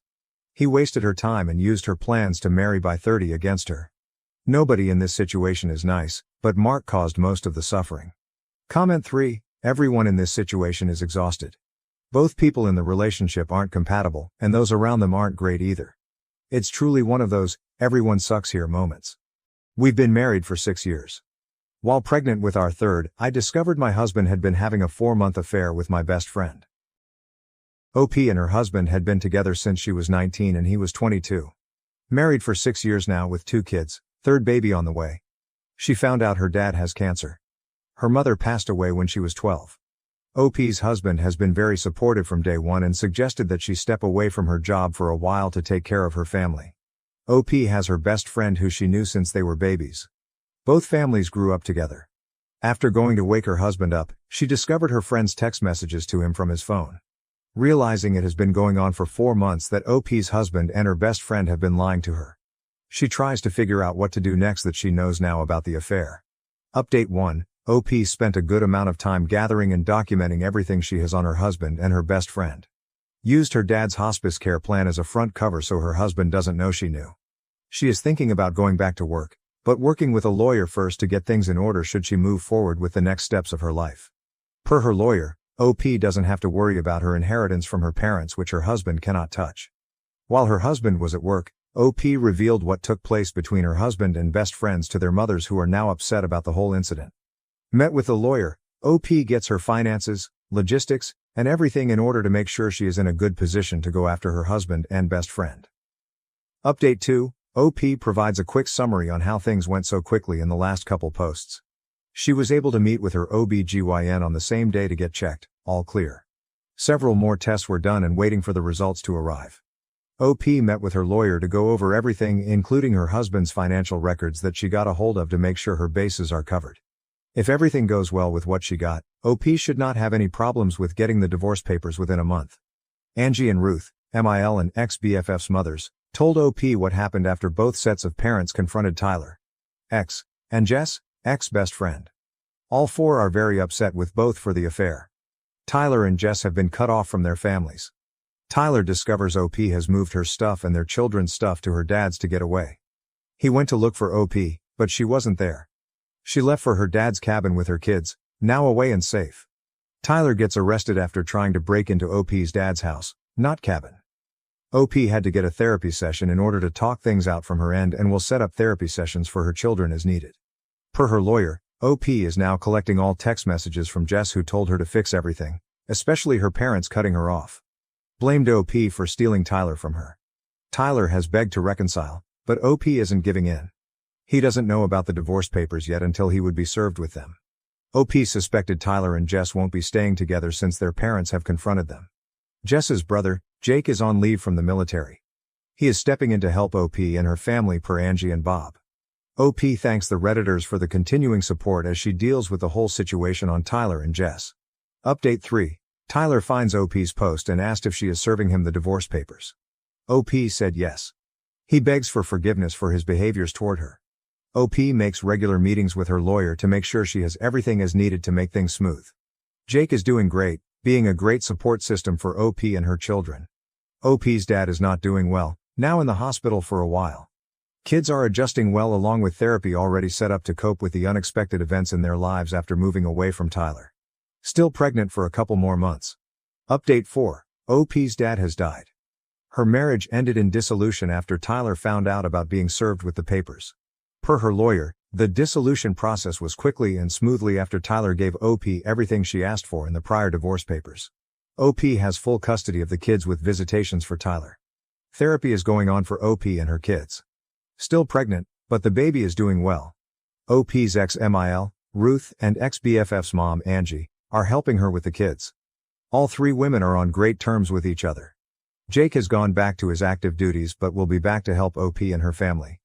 Their friendship is going great and might be moving on to the next step, but Jake and OP are taking things slowly.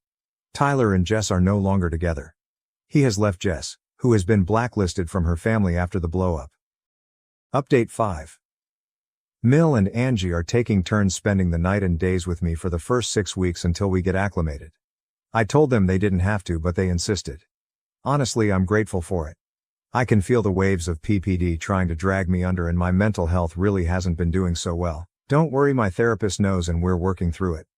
Knowing that this baby never gets to know and feel the love of my dad has really been hurting, and the fact that this is the only grandbaby he didn't get to meet. I miss him like crazy and wish he was still here. Jake was planning on staying in for another 2 years to retire, but they offered him early retirement. Not because of anything going on with me or this whole situation. There was a situation at work. He didn't do anything wrong, lol. So within the next 6 months he'll be moving back home.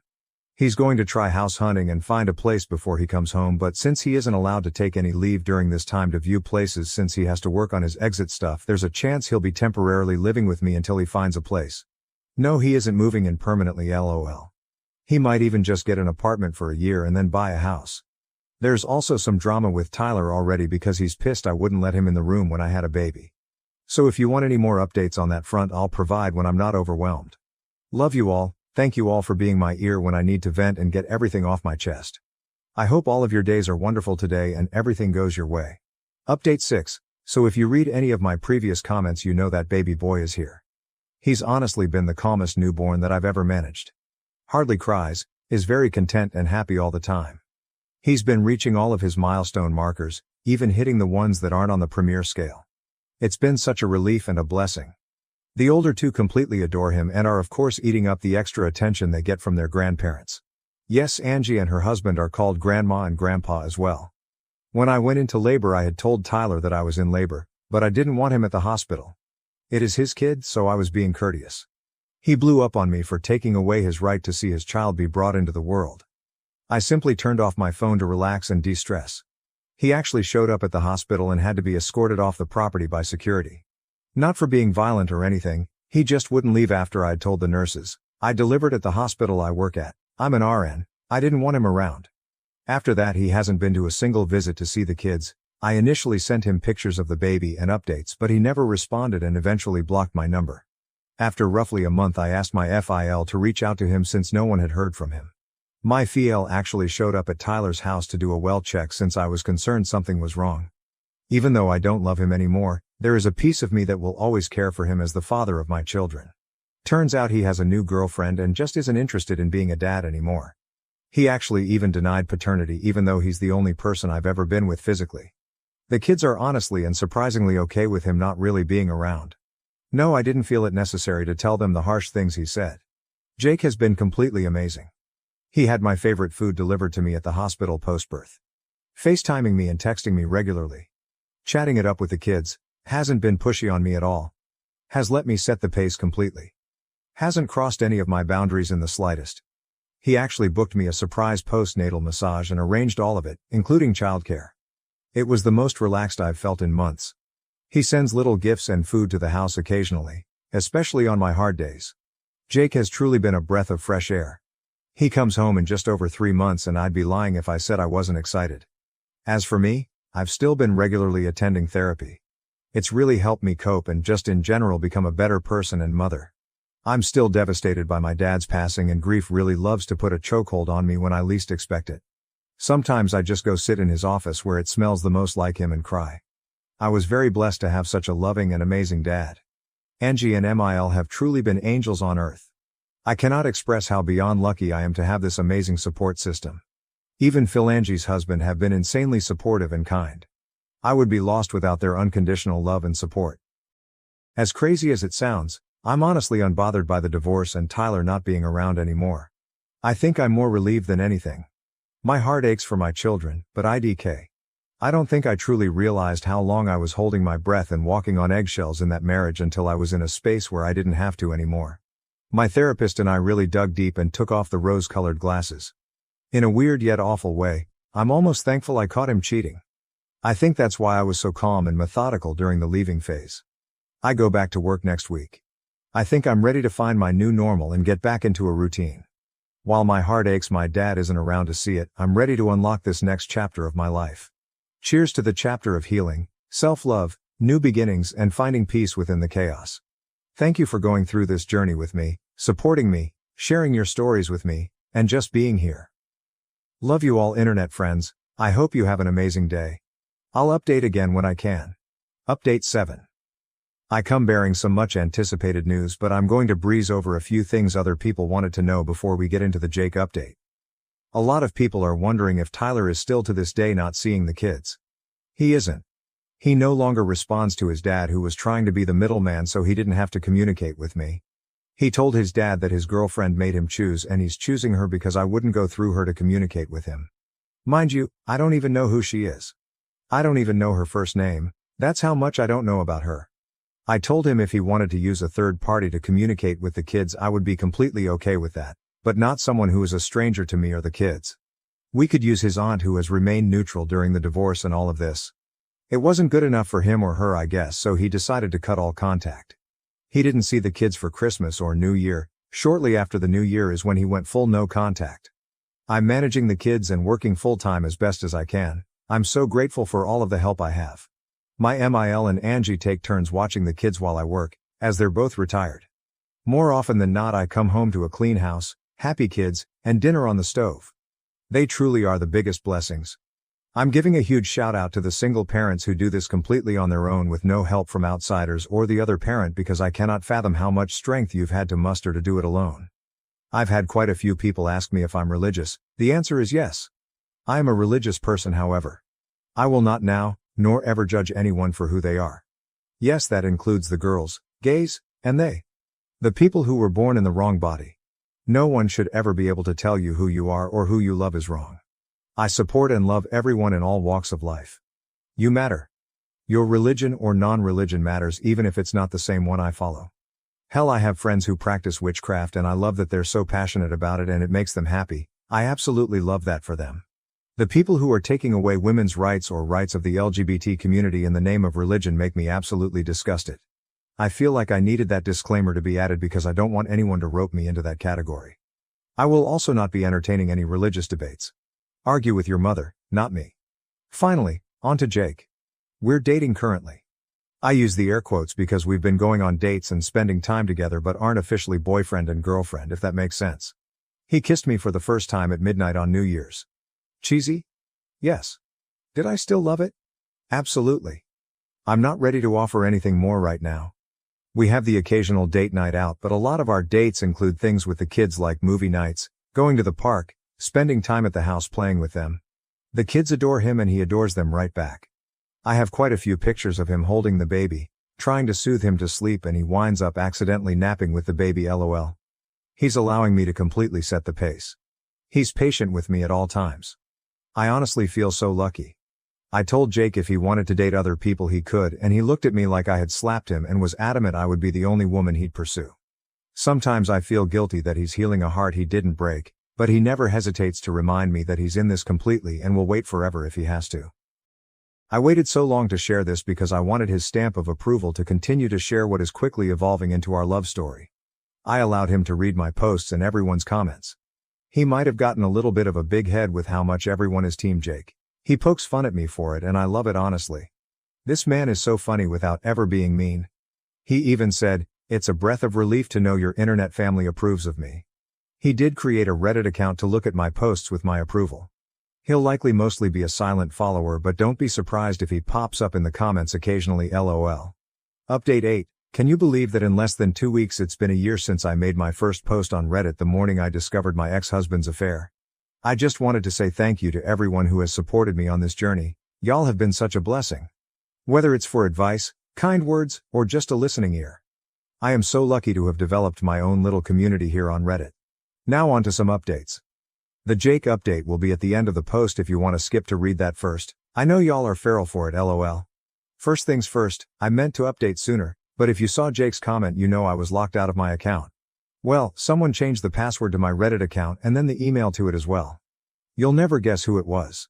If you guessed Tyler, you'd be wrong. It was Jess. Let's rewind about a month ago. I'm cooking dinner for Jake and the kids while Jake is playing in my backyard with the kids.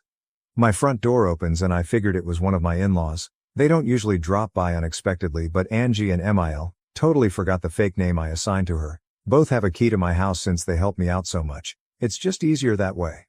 Imagine my surprise when I'm chopping up carrots to see Jess waltz into my kitchen. I simply pointed the knife at the door and told her to get the hell out of my house before I called the cops and pressed charges for breaking and entering and trespassing. I wasn't concerned with how she got into my house. I keep my doors locked 24/7. Call it paranoia if you will. I just wanted her out and would figure the rest out later. She started screaming bloody murder and was calling me psycho for threatening her with a knife. Jake heard the screams and rushed inside. His immediate response was to restrain Jess because he thought she was hurting me even though there was a solid 10 to 15 feet between us. He dragged her out of the house and told her to leave. She was screaming that she would ruin my life and all she was coming over to do was ask for forgiveness. Well, she called the cops on us and made up this elaborate story about how we lured her to my house to set her up, how I tried to stab her, and Jake was punching her repeatedly. She had zero proof and I have cameras hitting every angle of the outside of my house and in all of the main rooms in the inside of my house. Naturally, I just pulled up the footage and showed the cops and they left, taking her with them. Jake has spent the night at my house every night since then. Since then she has hacked into every single last one of my social media accounts, including Reddit. She posted some truly awful and hateful things on my Facebook and Instagram. I'm thankful she didn't manage to post anything on Reddit before I got it back. She spammed my job. I'm a nurse at our local hospital, with complaints and some truly awful fabricated stories about me. After a week of suspension to investigate, I was welcomed back after everything I told my boss and my boss's boss, HR, and everyone else above me proved to be true. I filed for a restraining order against her and my children when she tried to pick up my oldest from her school without anyone's knowledge. Thankfully, I already had a talk with the school about this and gave them a strict, only these people can pick up my child, everyone else you send away, call the cops, or whatever you need to do. When Tyler got violent in front of the kids a while back, and they escorted her off school grounds and kept her very close by for pickup until they saw me. Right now I got an emergency order approved but will have to go to court for a more permanent one within the next month. So I will let you know how that goes. She must have had a key from when we were growing up together or something because Angie and her husband have not spoken to her, nor has she had access to them or their home. I got the locks changed immediately. The Tyler update is that there is none. He still hasn't reached out to see his kids, hasn't asked about them. He's been a ghost. We were eating dinner with Jake about a week ago when my oldest quietly said she wished Jake was her dad, and that her real dad never played with them and was really mean when I wasn't home or looking. Which really just confirmed my fears. They were too accepting of him being gone and now I know why. I did learn through the grapevine, Mal and Phil, that he is already remarried and has another kid on the way.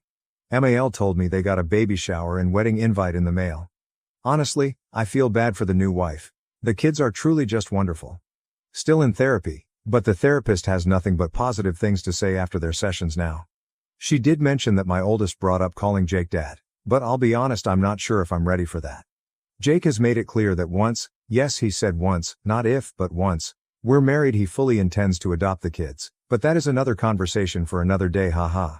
I don't want to deter her from having a bond with him, but it still feels too soon, you know. My middle child seems to have forgotten Tyler completely and is my usual ray of sunshine. I've seriously never met a happier kid. The baby is babbling away, smiling and laughing now. Can y'all believe it? I'm truly blessed with such wonderful kids. Jake. Well, Jake is Jake, you know how that goes. Haha. No, seriously, I have never felt such happiness before. He was genuinely concerned at how many people were commenting asking if we were still together and told me you better update right now and tell them we're still together. I wish you guys could hear just how funny he truly is. I officially allowed him to give me the title of girlfriend, though he says I've been his girlfriend practically this whole time, haha. He has been sleeping over essentially every night. He says it's under the guise of being worried Jess might show back up, but secretly I think it's because he hates being away from the kids. Whenever he's at work or anywhere that isn't my house, he will text whoever is with the kids asking for picture updates of them and expresses how much he misses them. It's actually really sweet. He's been allowing me to set the pace still, just also helping give me a nudge when I need it. He's attended a few of my therapy sessions with me to help get a better understanding of what I need from him in terms of this relationship. Jake is honestly just everything I could have asked for. I'm lucky to love him. Update 9. I'm making this one quick and easy since it's the first break I've had from life and a busy schedule in weeks. I had my restraining order court date, if you're confused read my last update, and while I didn't get approved for a permanent restraining order, I did obtain a 7-year one. Apparently in my state it's really hard to get a permanent restraining order unless I have tangible proof it's life or death. Everything I had on Jess wasn't enough for permanent, however I am still content with this outcome. If she happens to still be a bother during or after the 7-year RO, I can take her back to court / have her arrested. With that being said, I think I'm letting the talks questions about Jess die here. I love relating to every aspect of my life, however I don't want her to try to use anything I say about her, even if it's under a false name and protected identity, to say that I've been breaking the RO. Jake, the kids and I decided that since he spends so much time at my house and his place is essentially a storage unit that he would be moving in. And before anyone has anything to say about it being too fast, please know I have known Jake my entire life. That's not exaggerating? I've literally known him my entire life. I am comfortable and confident in this choice. Tyler is still a ghost and still has made zero contact attempts. The kids are beautiful, loved and thriving. Sorry for it being so short and sweet, but life has been kicking my ass between sleep regression, lawyer meetings, court, work, and my older 2 extracurricular activities. We live with my wife's friend after her abusive relationship. Recently, I've noticed that she's intentionally trying to get close to me. I, 33, have been married to my wife, 31, for 6 years and we have a 3-year-old kid. We are very happy together and I am lucky to be married to a very kind and smart woman. My wife's best friend Anna, fake name for anonymity, has been living with us for the last 6 months. I wanted to talk about Anna to give a full context of why I'm making my decision. Anna has been my wife's best friend since school days. Anna was living in the city with her boyfriend, and we live in the suburbs of that city. They seemed happy together and were in a relationship for 2 years. However, my wife noticed bruises on Anna's hand last year and asked her about it.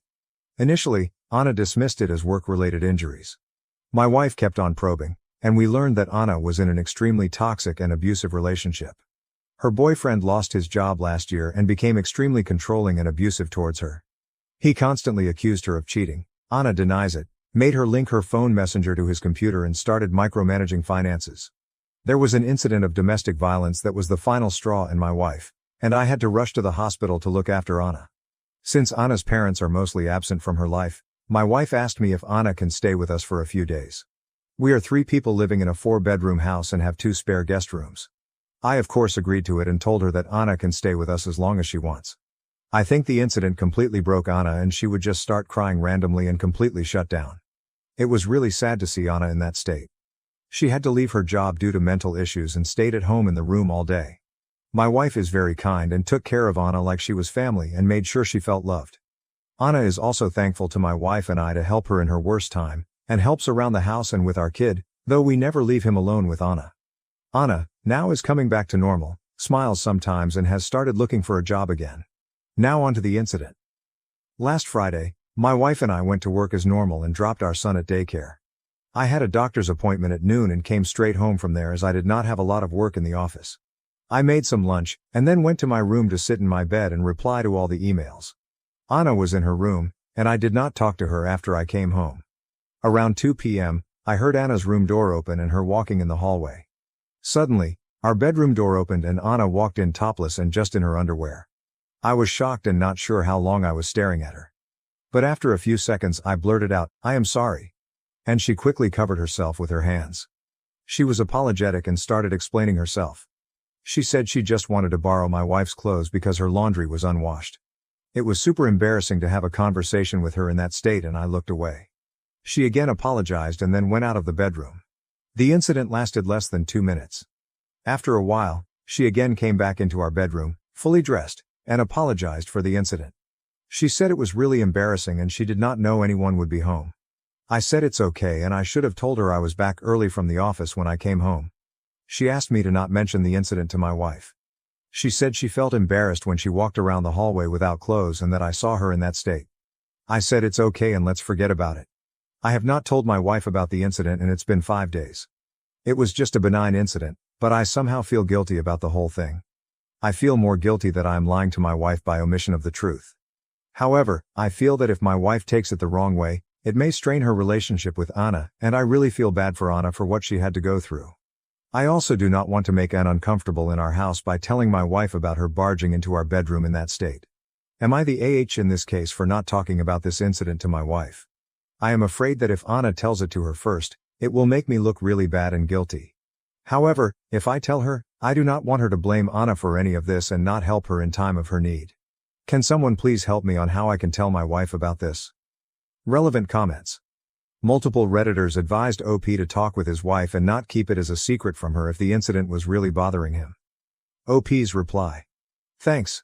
This is really helpful. Maybe I'm overthinking this, but I have read that in these situations, the victim's trust in men is very fragile. Would it be horrible if I told my wife after I told Anna I would not mention this incident? Should I talk about this with Anna first? Comment 1. You would be the asshole if you do not tell your wife. Never keep secrets as a team with your house guest against your wife. Comment 2. Anna needs to tell her PDQ. She also needs to stay out of your bedroom. Do not keep the secret, that's what will destroy your relationship. I'll try to give Anna a pass, but some small part of me thinks she knows what she's doing, and asking you to keep it a secret is part of that. Update 1. I wrote a post yesterday about an embarrassing situation that happened between my wife's best friend who is currently staying at our house. I was not sure how to bring it up to my wife, and you guys really helped me a lot in understanding the urgency of telling my wife. I also got some cool ideas on how to bring up the subject without making it awkward for anyone. For everyone saying Anna was doing it on purpose, I did not agree with it, as I'm an extremely average-looking person and women don't chase me. However, things since last night have been just crazy, and I think I'm spiraling a bit. Sorry for the long post. So I decided to tell my wife last night as soon as she came home about the incident. I like the idea of jokingly bringing up casually so that we both can laugh about it and then forget it. Last night, when my wife came home, I made sure I stayed in our bedroom. I asked Anna if she could stay with my kid downstairs. As my wife was changing, I asked her if Anna still borrowed her clothes. Anna had to borrow them regularly when she first moved, long story. My wife told me yes, and she has told Anna she can take anything from her closet if she needs it. I asked my wife if Anna told her about the funny incident from Friday. My wife said no, and I told her the whole story about how I came home early, and Anna came in the room almost naked to get her clothes, and how embarrassing it was for both of us. As my wife was listening to this, she completely froze and turned pale. She started murmuring in Spanish, which is her and Anna's native language. I don't understand Spanish really well, but I understood the words hombre casado and otra vez. I asked her if she is okay, and she sat next to me and asked me to explain everything in detail. I just told her it was nothing, and she must have not heard me coming in. I was trying to laugh it off, but my wife had water in her eyes. I kept on telling her it was not a big deal, but she kept on asking me for more details. She asked me how Anna talks to me. I told her that Anna barely talks to me since she moved in, except few words here and there. My wife then asked me about 3 weeks ago when my wife had gone to visit her parents for 4 days. Anna did not want to go with her and stayed back. I told her that Anna was just acting normal. She or I would cook dinner after I got home from work while the other took care of the kid. The only thing different was Anna generally spending her evening in her room. However, when I was sitting in the living room watching TV after the kids slept, Anna came and sat on the sofa next to me but did not talk to me. I asked her if she wanted me to change the channel or stream to something she likes, and she just said she wanted to get out of her room. However, she did not flirt with me or do anything unusual. I kept on telling my wife that it was just an accident, and I really did not understand why she reacted so emotionally to it. My wife refused to answer and just said okay and agreed with me. However, she told me I should have told her about the incident sooner and should not keep any secrets from her, and gave me a big lecture. I told her that I did not think it was a big deal and thought Anna would tell her, but glad I brought it up. After dinner, my wife massaged Anna to join us, and she came out. While talking, my wife brought up the incident and told Anna that I mentioned about the incident and she does not need to feel embarrassed. Such things happen when we are all in the same house and it is not a big deal. Anna was firstly taken by surprise, but then told my wife she was just scared to tell her because she thought my wife would judge her because of her past. My wife gave her a stare and she quickly changed the topic. At night, I asked my wife what the hell was going on. I told her to please not keep any secrets from me, and if she does not tell me, I will directly ask Anna about what her past has got to do with anything. My first guess was Anna might have had a thing for me before we got married or something. But my wife was very reluctant to answer and kept on trying to change the subject and cuddle. However, I kept being persistent and she finally spilled the beans. Apparently, when Anna was in her early 20s, she was in a relationship with a married coworker who was twice her age.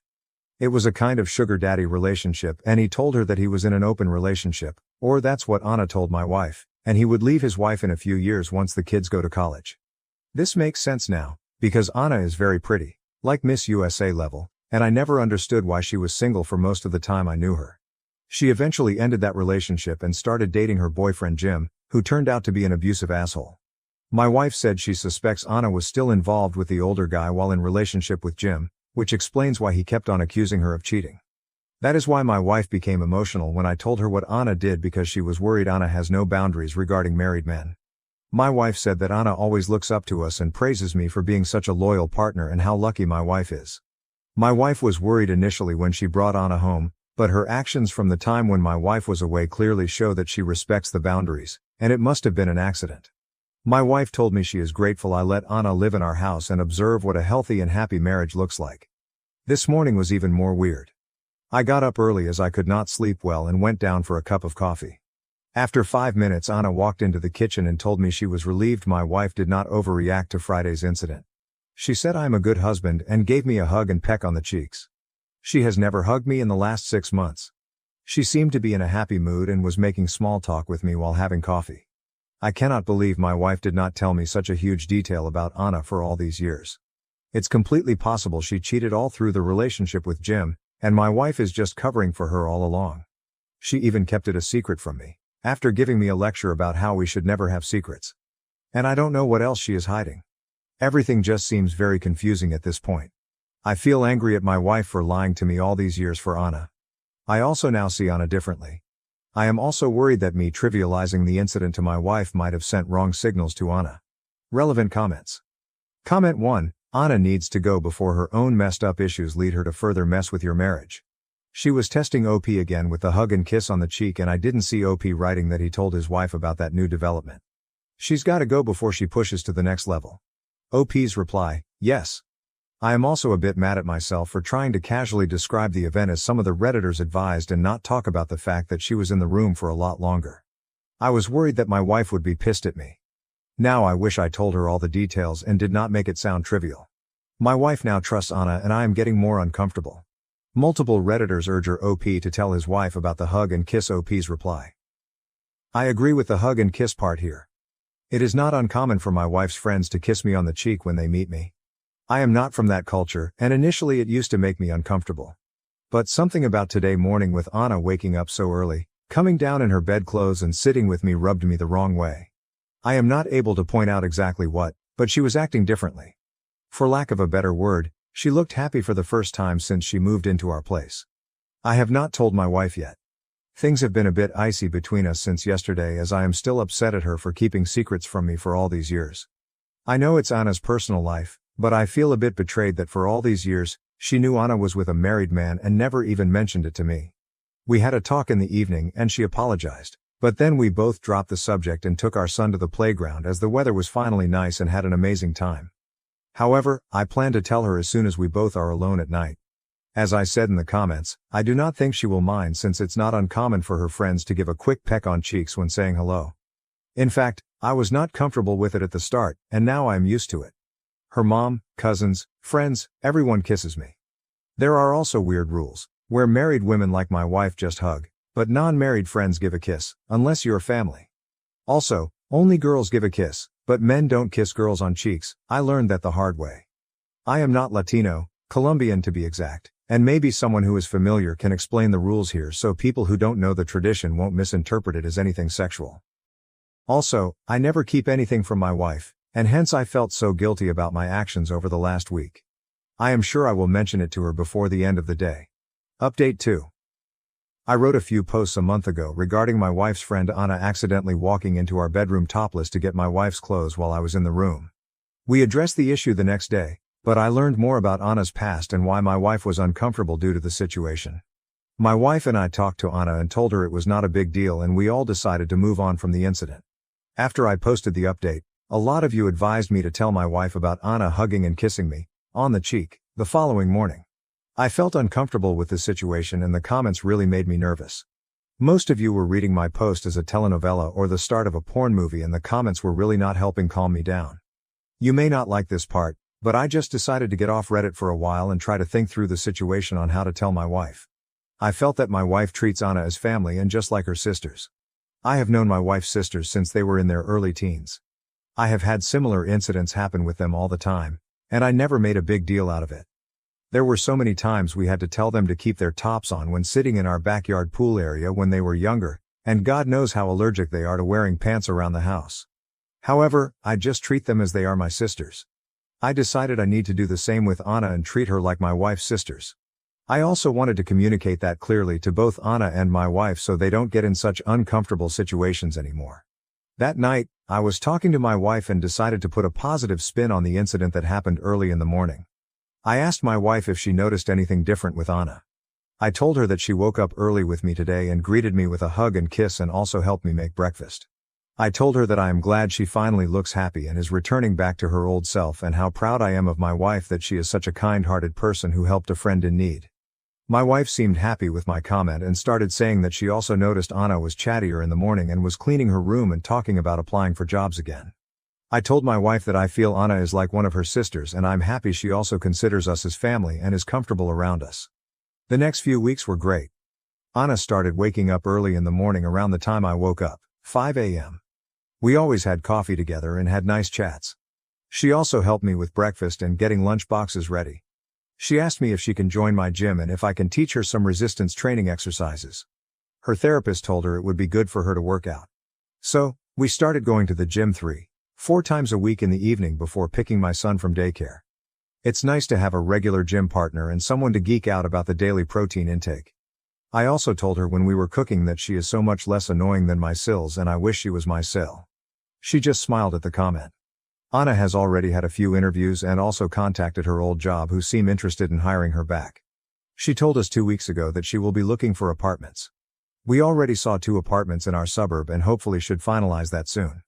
My wife jokingly told her that her dating prospects are going to be bleak if she stays in our suburb, but Anna told us that she is going to stay away from relationships at least for a while now and work on herself. Plus, she enjoys our gym and loves spending time with our son. About the hugging and kissing, I think I have decoded it. A hug from Anna is normal and I get one every morning. However, I think she kisses people on the cheeks as a way to say thank you. Things are really looking positive for Anna and we are very happy that she was able to get through a bad patch in her life. She had isolated herself from everyone after the incident 7 months ago. However, she plans to join my wife and son on her summer trip to my in-laws in a few weeks, unless there are any updates on the employment front. I just hope for the best for her and I'm glad that I did not make a big deal out of the situation. I am also glad to have such a kind and understanding wife who is there for her friend in need. Relevant comments. Comment 1. If this works out for you guys, that's great. For me it's such a huge red flag, that she wakes up same time as you, joined the same gym as you and wants to spend a lot of time with you plus is looking at places to rent near you. Maybe it's because I've seen too many stories like that end in a horrible way. Again, if it works out for you guys it's great. To me it's one red flag after another and seems like a start of something fishy. Comment 2. I felt uncomfortable reading how much she's inserted herself in your life. There's still red flags waving and you're either stupidly oblivious or you're enjoying the attention that you choose to be oblivious to. Comment 3. You honestly still don't see it, do you? Waking up early at the same time as you, going to the gym with you and cooking with you. She's spending an awful lot of time with you. And the difference is she isn't one of your SILs but your wife's friend. A friend that has a past going after married men. You sound naive to not at least put down some fucking boundaries with her. I don't even get why you won't do that. It's so stupid. On every post people kept warning you and you refused to listen. I hope for your wife's sake, that Anna doesn't try anything. But remember that if she does and your marriage dies because of it, you and your unwillingness to handle it, will be the sole fucking reason. Comment 4. Oh sure, this is going to end well. We won't do the immediate attack head on because he won't fall for that. So we do the slow build. A little bit here, a little more there. As soon as she gets her own place, things are going to change. I don't understand how people cannot see what is happening in front of their eyes. Poor dude is going to be in her bed and wondering what happened. Comment 5. I have no dog in this fight and I'm wildly uncomfortable with how much Anna has inserted herself into your life and your daily routine and how you have let her do so. It does not come across as innocent. She has no reason to hug or kiss you ever. Why is the apartment hunting a wee thing? Why are you talking down about your wife's relatives to this person? Why are you spending so much of your time every day with this woman? You are having an emotional affair with this woman. And it is not going to take much for it to turn physical and you will be back here saying you have no idea how this happened. You need to get back to doing these things with your wife and this woman needs to not be part of your life or you will be very sorry in the end. She knows exactly what she's doing and she is playing the long game. Oh. And now reading previous posts I see Anna has gone after married men before. OMG. You really can't be this clueless. My wife is pregnant with our first child, and her sister has hinted that she wants to sleep with me. How should I tell my wife? My name is Jason, and at 24, I consider myself incredibly fortunate. I met the love of my life, Emily, 3 years ago, and every day since then has been a testament to the power of love and commitment. Emily, also 24, is my rock, my confidant, and my best friend. Our journey together has been nothing short of extraordinary, filled with moments of joy, challenges, and unwavering support for each other. We first crossed paths at a mutual friend's birthday party. I still remember seeing her for the first time, her radiant smile lighting up the room. We spent the evening talking, laughing, and discovering a mutual passion for travel and adventure. It felt as though we had known each other for years. By the end of the night, I knew I wanted to see her again, and thankfully, she felt the same way. Our relationship blossomed quickly. We spent our weekends exploring new places, trying out new cuisines, and sharing our dreams and aspirations. Emily's warmth and kindness made everyone around her feel at ease, and I was no exception. She was studying to become a nurse, driven by a desire to help others, while I was working in software development, enjoying the challenges and creativity the field offered. After 2 years of dating, I proposed to Emily during a sunset hike, one of our favorite activities. The moment was perfect, and she said yes, tears of joy in her eyes. We married 6 months ago in a beautiful ceremony surrounded by family and friends. Emily's younger sister, Sarah, who is 21, was her maid of honor. The bond between Emily and Sarah is incredibly strong. They have always been there for each other, sharing secrets, dreams, and an unbreakable sisterly love. Sarah, like Emily, is a wonderful person. She is currently in college, pursuing a degree in psychology.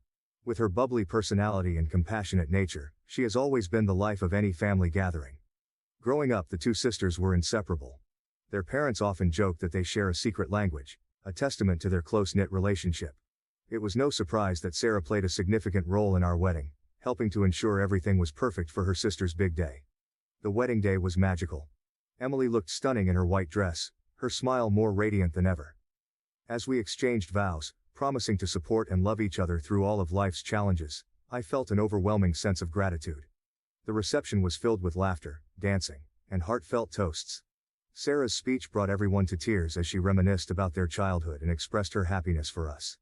Life after the wedding has been a blissful continuation of our journey together.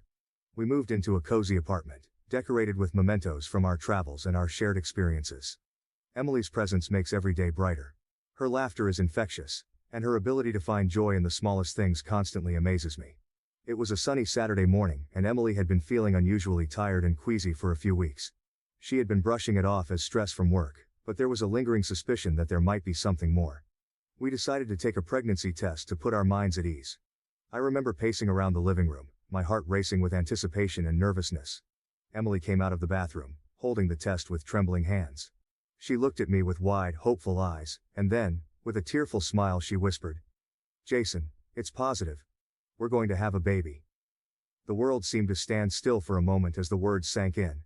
I rushed to her side, wrapping her in a tight embrace. Tears of joy streamed down our faces as we held each other, overwhelmed with happiness. The realization that we were about to embark on this incredible journey together filled my heart with an indescribable sense of love and excitement. The next few days were a whirlwind of emotions and planning.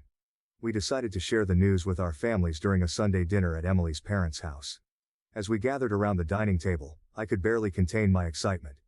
Emily and I exchanged a knowing glance, and she stood up, her voice trembling slightly as she spoke. "We have some exciting news to share with everyone," she began. The room fell silent, all eyes on her. "Jason and I are going to be parents. We're expecting a baby." For a moment there was stunned silence, and then the room erupted in cheers and applause. Emily's mother burst into tears, hugging both of us tightly. Her father clapped me on the back, his eyes shining with pride. Sarah, Emily's younger sister, jumped up from her seat, squealing with delight. She rushed over to Emily, wrapping her arms around her sister and exclaiming, "I'm going to be an aunt. I can't believe it." The rest of the evening was filled with joyous celebration. We toasted to the future, shared stories and laughter, and basked in the collective happiness of our family. Emily and I couldn't stop smiling, our hands intertwined under the table. The love and support from our families meant the world to us, and it reinforced just how blessed we were to have such a strong network as we embarked on this new chapter of our lives. Over the following weeks, our excitement only grew. We started making plans for the nursery, picking out baby names and reading every parenting book we could get our hands on. Each night as we lay in bed, we would talk about our hopes and dreams for our child, imagining the life we would build together. Emily's eyes would light up as she talked about all the things she wanted to teach our baby, from baking cookies to exploring nature. Her enthusiasm was infectious, and it made me fall in love with her all over again. My love for Emily deepened with each passing day. Seeing her face light up as she felt the first fluttering movements of our baby made my heart swell with pride. I marveled at her strength and grace as she navigated the changes in her body, always with a smile and a kind word. I was in awe of her, and I was determined to support her every step of the way. We spent countless hours preparing for the arrival of our little one. Our weekends were filled with trips to baby stores, comparing cribs and car seats, and picking out tiny outfits. We painted the nursery together, choosing a soft, calming palette of blues and greens. Each stroke of the brush was a promise of the love and care we would pour into our child's life. We hung pictures of animals and nature on the walls, imagining the day our baby would gaze up at them with wonder. Our families were equally enthusiastic. Emily's parents offered to help with anything we needed, from babysitting to setting up the nursery. Sarah was particularly excited, often stopping by with baby books and tiny clothes she couldn't resist buying. Her excitement was contagious, and it warmed my heart to see how much she already loved our unborn child. As Emily's pregnancy progressed, I found myself more in awe of her than ever. Her strength, resilience, and unwavering positivity were inspiring. I made it my mission to be the best partner I could be, attending every doctor's appointment, cooking her favorite meals, and making sure she felt loved and supported. I knew this journey was as much about taking care of her as it was about preparing for our baby. One of my favorite moments was when we went for the first ultrasound. Seeing the tiny heartbeat flickering on the screen brought tears to my eyes. It was a tangible reminder of the life we had created together, a symbol of our love and commitment. I held Emily's hand tightly, both of us mesmerized by the sight of our baby. It was a moment of pure joy and connection, one that I would carry with me forever. It was a typical Monday morning, and I was sitting in my home office catching up on some work emails. The house was quiet except for the gentle hum of the air conditioner and the occasional sound of birds chirping outside. Emily had just left for her prenatal checkup, and I was planning to join her at the clinic later. My phone buzzed on the desk, breaking my concentration. I glanced at the screen and saw a message notification from Sarah, Emily's younger sister. I picked up my phone, smiling as I unlocked it. Sarah often texted me about random things, funny memes, family updates, or questions about Emily's preferences. But nothing could have prepared me for the text I was about to read. Hey Jason, I know this might sound weird, but I just wanted to let you know that if you ever need someone to talk to, or anything else during Emily's pregnancy, I'm here for you. I know it can be tough, and sometimes women get emotionally and physically distant. So, I'm here to help you out, sexually or emotionally, anytime. Just think about it. I stared at the screen, my brain struggling to process the words. At first, I thought it must be some kind of joke, a terrible prank. I read the message again, hoping I had misunderstood. But there it was, plain as day, Sarah offering herself to me in a way that was both shocking and utterly inappropriate. A wave of confusion and disbelief washed over me. How could Sarah, someone I considered almost like a sister, send such a message? My heart pounded in my chest, and my hands felt clammy as I set the phone down. I rubbed my temples, trying to make sense of the situation. Was this some twisted way of helping, or did she actually have feelings for me? I felt a mix of emotions swirling inside me, anger, betrayal, confusion, and a deep sense of unease. My mind raced through 1,000 scenarios, each one more troubling than the last. I couldn't fathom what had led Sarah to think this was acceptable or how she could be so willing to betray her sister, especially now when Emily needed support the most. The first thing that came to mind was Emily. She had always been incredibly close to Sarah. They shared everything, from childhood secrets to their dreams for the future. The bond they had was something I admired and respected. How could I tell Emily about this without shattering that bond? The thought of her pain and betrayal made my chest tighten with dread. I picked up my phone again, rereading the message, hoping I could find some hidden context that would make it all make sense. But it was as clear as it was disturbing. My immediate reaction was to delete it, pretend it never happened, but I knew that wasn't an option. This was something that needed to be addressed, no matter how uncomfortable or painful it might be. I decided to take a walk to clear my head. As I stepped outside, the warm sun and fresh air did little to calm my racing thoughts. I walked aimlessly, my mind consumed by the dilemma. If I told Emily, it would devastate her. She was already dealing with the physical and emotional challenges of pregnancy. Adding this betrayal to the mix felt cruel and unfair. But keeping it from her wasn't an option either. I couldn't let her remain close to someone who would so easily undermine her trust. As I walked, I considered my options. I could confront Sarah directly, demanding an explanation and warning her to never approach me like that again. But what if she denied it or twisted the story? I needed to be careful, to ensure that whatever happened next was handled with the utmost care and consideration for Emily's well-being. I sat down on a park bench, taking deep breaths to steady myself. I thought about calling a friend for advice but dismissed the idea. This was too personal, too sensitive to involve anyone else. I needed to figure this out on my own. My priority was clear: protecting Emily and our unborn child. But how to do that without causing more harm was the real challenge. The more I thought about it, the more I realized I had to talk to Sarah first. I needed to understand her motives, to make her see the gravity of her actions. Maybe she didn't fully grasp the impact of what she was suggesting. Perhaps there was a way to address this without destroying the relationship between the sisters. With a plan forming in my mind, I headed back home. The walk had helped clear my thoughts, but the knot of anxiety in my stomach remained. As I reached our front door, I took a deep breath and steeled myself for the confrontation. I typed out a message to Sarah, keeping it as neutral as possible. "Hey Sarah, can we talk? I got your message, and I think we need to clear some things up. Let's meet for coffee later today." I hit send and waited, my heart pounding. Within minutes, Sarah replied, agreeing to meet at a nearby cafe in an hour. I spent the next 60 minutes pacing the living room, rehearsing what I would say, and trying to anticipate her reactions. My mind was a whirlwind of emotions, but I knew I had to stay calm and collected. At the cafe, I arrived early and chose a quiet corner table, away from prying eyes and ears. When Sarah walked in, she looked cheerful, almost oblivious to the storm her message had caused. She sat down across from me, her smile faltering slightly when she saw the seriousness in my expression. "Sarah, we need to talk about the message you sent me this morning," I began, my voice steady but firm. "I need to understand why you would say something like that." Her eyes widened, and she seemed to shrink into her seat. "Jason, I'm sorry. I didn't mean to make you uncomfortable. I thought you might need someone to talk to, and I didn't want you to feel alone." I shook my head, trying to keep my frustration in check. Offering to be there for emotional support is one thing, but what you suggested goes way beyond that. It's completely inappropriate, and it feels like a betrayal to Emily. Tears welled up in her eyes, and she looked down at her hands. "I didn't mean to hurt anyone. I thought I could help." "Help? By suggesting we sleep together?" I asked incredulously. "Sarah, this isn't just about me. It's about Emily, too. How do you think she would feel if she knew?" Sarah's face crumpled, and she started to cry. "I don't know. I wasn't thinking. I care about you both so much, and I thought maybe I could be there for you in ways she can't right now." I sighed, feeling a mix of anger and pity. "Look, Sarah, I get that you care about us, but this isn't the way to show it. You need to understand that what you did was wrong. Emily is your sister, and she trusts you. We all need to support each other, especially now." Sarah nodded, wiping her tears. "You're right. I'm so sorry, Jason. I promise I won't ever say anything like that again. Please don't tell Emily. It would break her heart." I looked at her, struggling with my own emotions. "I'll think about it, but I can't promise anything. My first priority is Emily and our baby. You need to understand that." As I walked back home, my mind was still in turmoil. I had confronted Sarah, but the dilemma remained.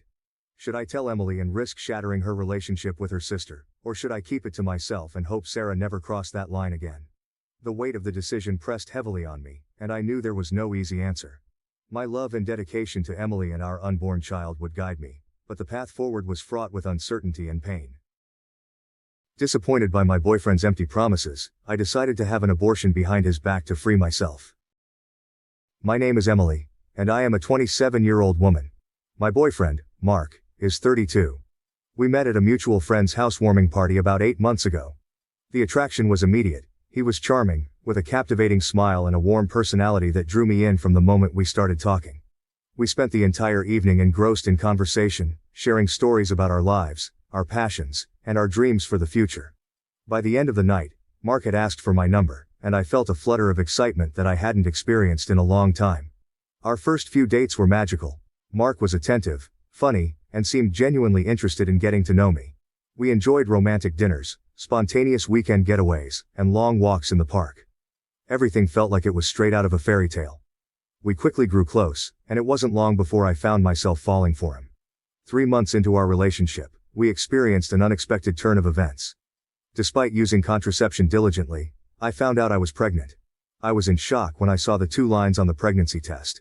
I remember staring at the test in my bathroom, my heart pounding in my chest. My thoughts raced as I tried to process the reality of the situation. Pregnant. Despite using contraception, I was pregnant. I called Mark immediately. He picked up on the second ring, his voice cheerful as always. When I told him the news, there was a moment of silence. I held my breath, unsure of how he would react. Then to my surprise, he let out a joyous laugh. "Emily, this is incredible news," he exclaimed. He promised to come over right away. When he arrived, he enveloped me in a tight hug, whispering reassurances and talking excitedly about our future. His enthusiasm was infectious, and for a brief moment, I allowed myself to believe that everything would be all right. The first few weeks were a roller coaster. Physically, I felt exhausted all the time. Morning sickness hit me hard, and I found myself running to the bathroom at all hours. My sense of smell became incredibly sensitive, and certain foods that I used to love now made me nauseous. My breasts were tender, and I felt bloated and uncomfortable in my own skin. These physical changes were a constant reminder of the new life growing inside me. Emotionally, I was a mess. One minute I felt excited about the possibility of becoming a mother, and the next, I was overwhelmed with fear and doubt. I worried about how this would affect my career, my social life, and my relationship with Mark. I had always been independent, and the thought of being responsible for another human being was daunting. Mark, on the other hand, seemed thrilled about the pregnancy. He talked endlessly about our future together, painting a rosy picture of us living in a cozy apartment, raising our child with love and care. He promised that we would move in together soon and that he would propose before the baby was born. His words were like a balm to my anxious mind, and I clung to them desperately, hoping that they would come true. However, as the weeks went by, I began to notice a troubling pattern. Mark's promises remained just that, promises. He continued to talk about our future, but there was no concrete action to back up his words. We were still living separately, and every time I brought up the topic of moving in together, he would brush it off with vague reassurances. "Don't worry, Emily. We'll figure it out soon," he would say with a charming smile. The more I thought about it, the more my concerns grew. I started to doubt Mark's commitment and reliability. It was easy for him to talk about a perfect future, but when it came to making real plans, he seemed hesitant and non-committal. I felt increasingly isolated and alone in this journey. The physical symptoms of pregnancy were challenging enough, but the emotional toll was even harder to bear. I tried to express my worries to Mark, but our conversations always ended the same way, with him reassuring me that everything would be fine. "I love you, Emily. We're going to be a great family," he would say, pulling me into his arms. I wanted to believe him, but his lack of action spoke louder than his words. As the first trimester progressed, my anxiety intensified. I began to feel a growing sense of dread about the future. What if Mark never followed through on his promises? What if I ended up raising this child on my own? The thought of being a single mother terrified me. I had seen how challenging it was for my friends who were single parents, and I knew that I wasn't strong enough to handle it alone. The turning point came one evening when Mark showed up at my apartment unannounced. He had somehow found my address on my driver's license and decided to pay me a surprise visit. I was taken aback by his sudden appearance, and my initial happiness quickly turned to unease. He had come over to talk about the pregnancy again, but this time, his demeanor was different. He seemed more intense, almost desperate. "Emily, I've been thinking," he began, his eyes fixed on mine. "I know you're worried about the future, but I want you to trust me. We can do this together." I sighed, feeling a knot tighten in my stomach. "Mark, I want to believe you, but you haven't taken any steps to make this work. We're still living apart, and there are no concrete plans for us to move in together." He took my hands in his grip firm. "I promise you, Emily. I'll make it happen. Just give me a little more time." But time was something I didn't have. The more I thought about it, the more I realized that I couldn't base my future and the future of my child on empty promises. I needed stability, certainty, and a partner who would be there for me every step of the way.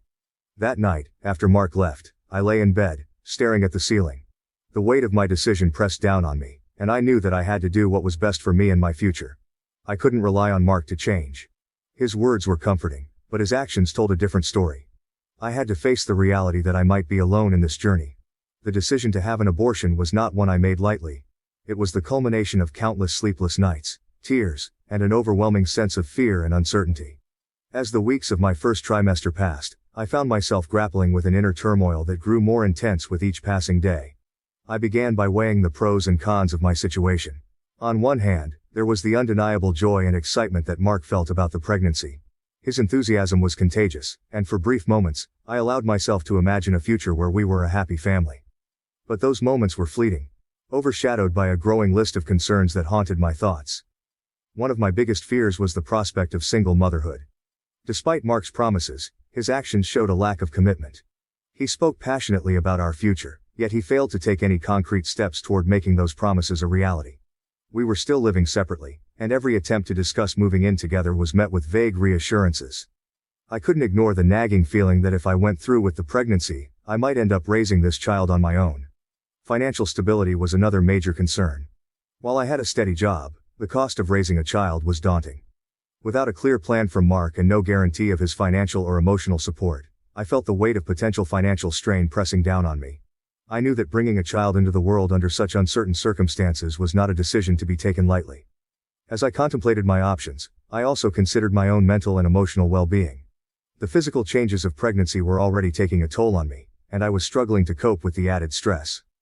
The thought of navigating the challenges of pregnancy and motherhood alone filled me with dread. I had always prided myself on being strong and independent, but this situation was pushing me to my limits. Despite these fears, Mark's excitement about the baby added immense pressure.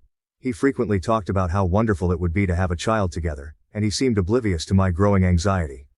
Whenever I tried to express my concerns, he would dismiss them with optimistic reassurances. "We'll figure it out, Emily. Everything will be fine," he would say, his eyes shining with hope. But his optimism felt more like a burden than a comfort.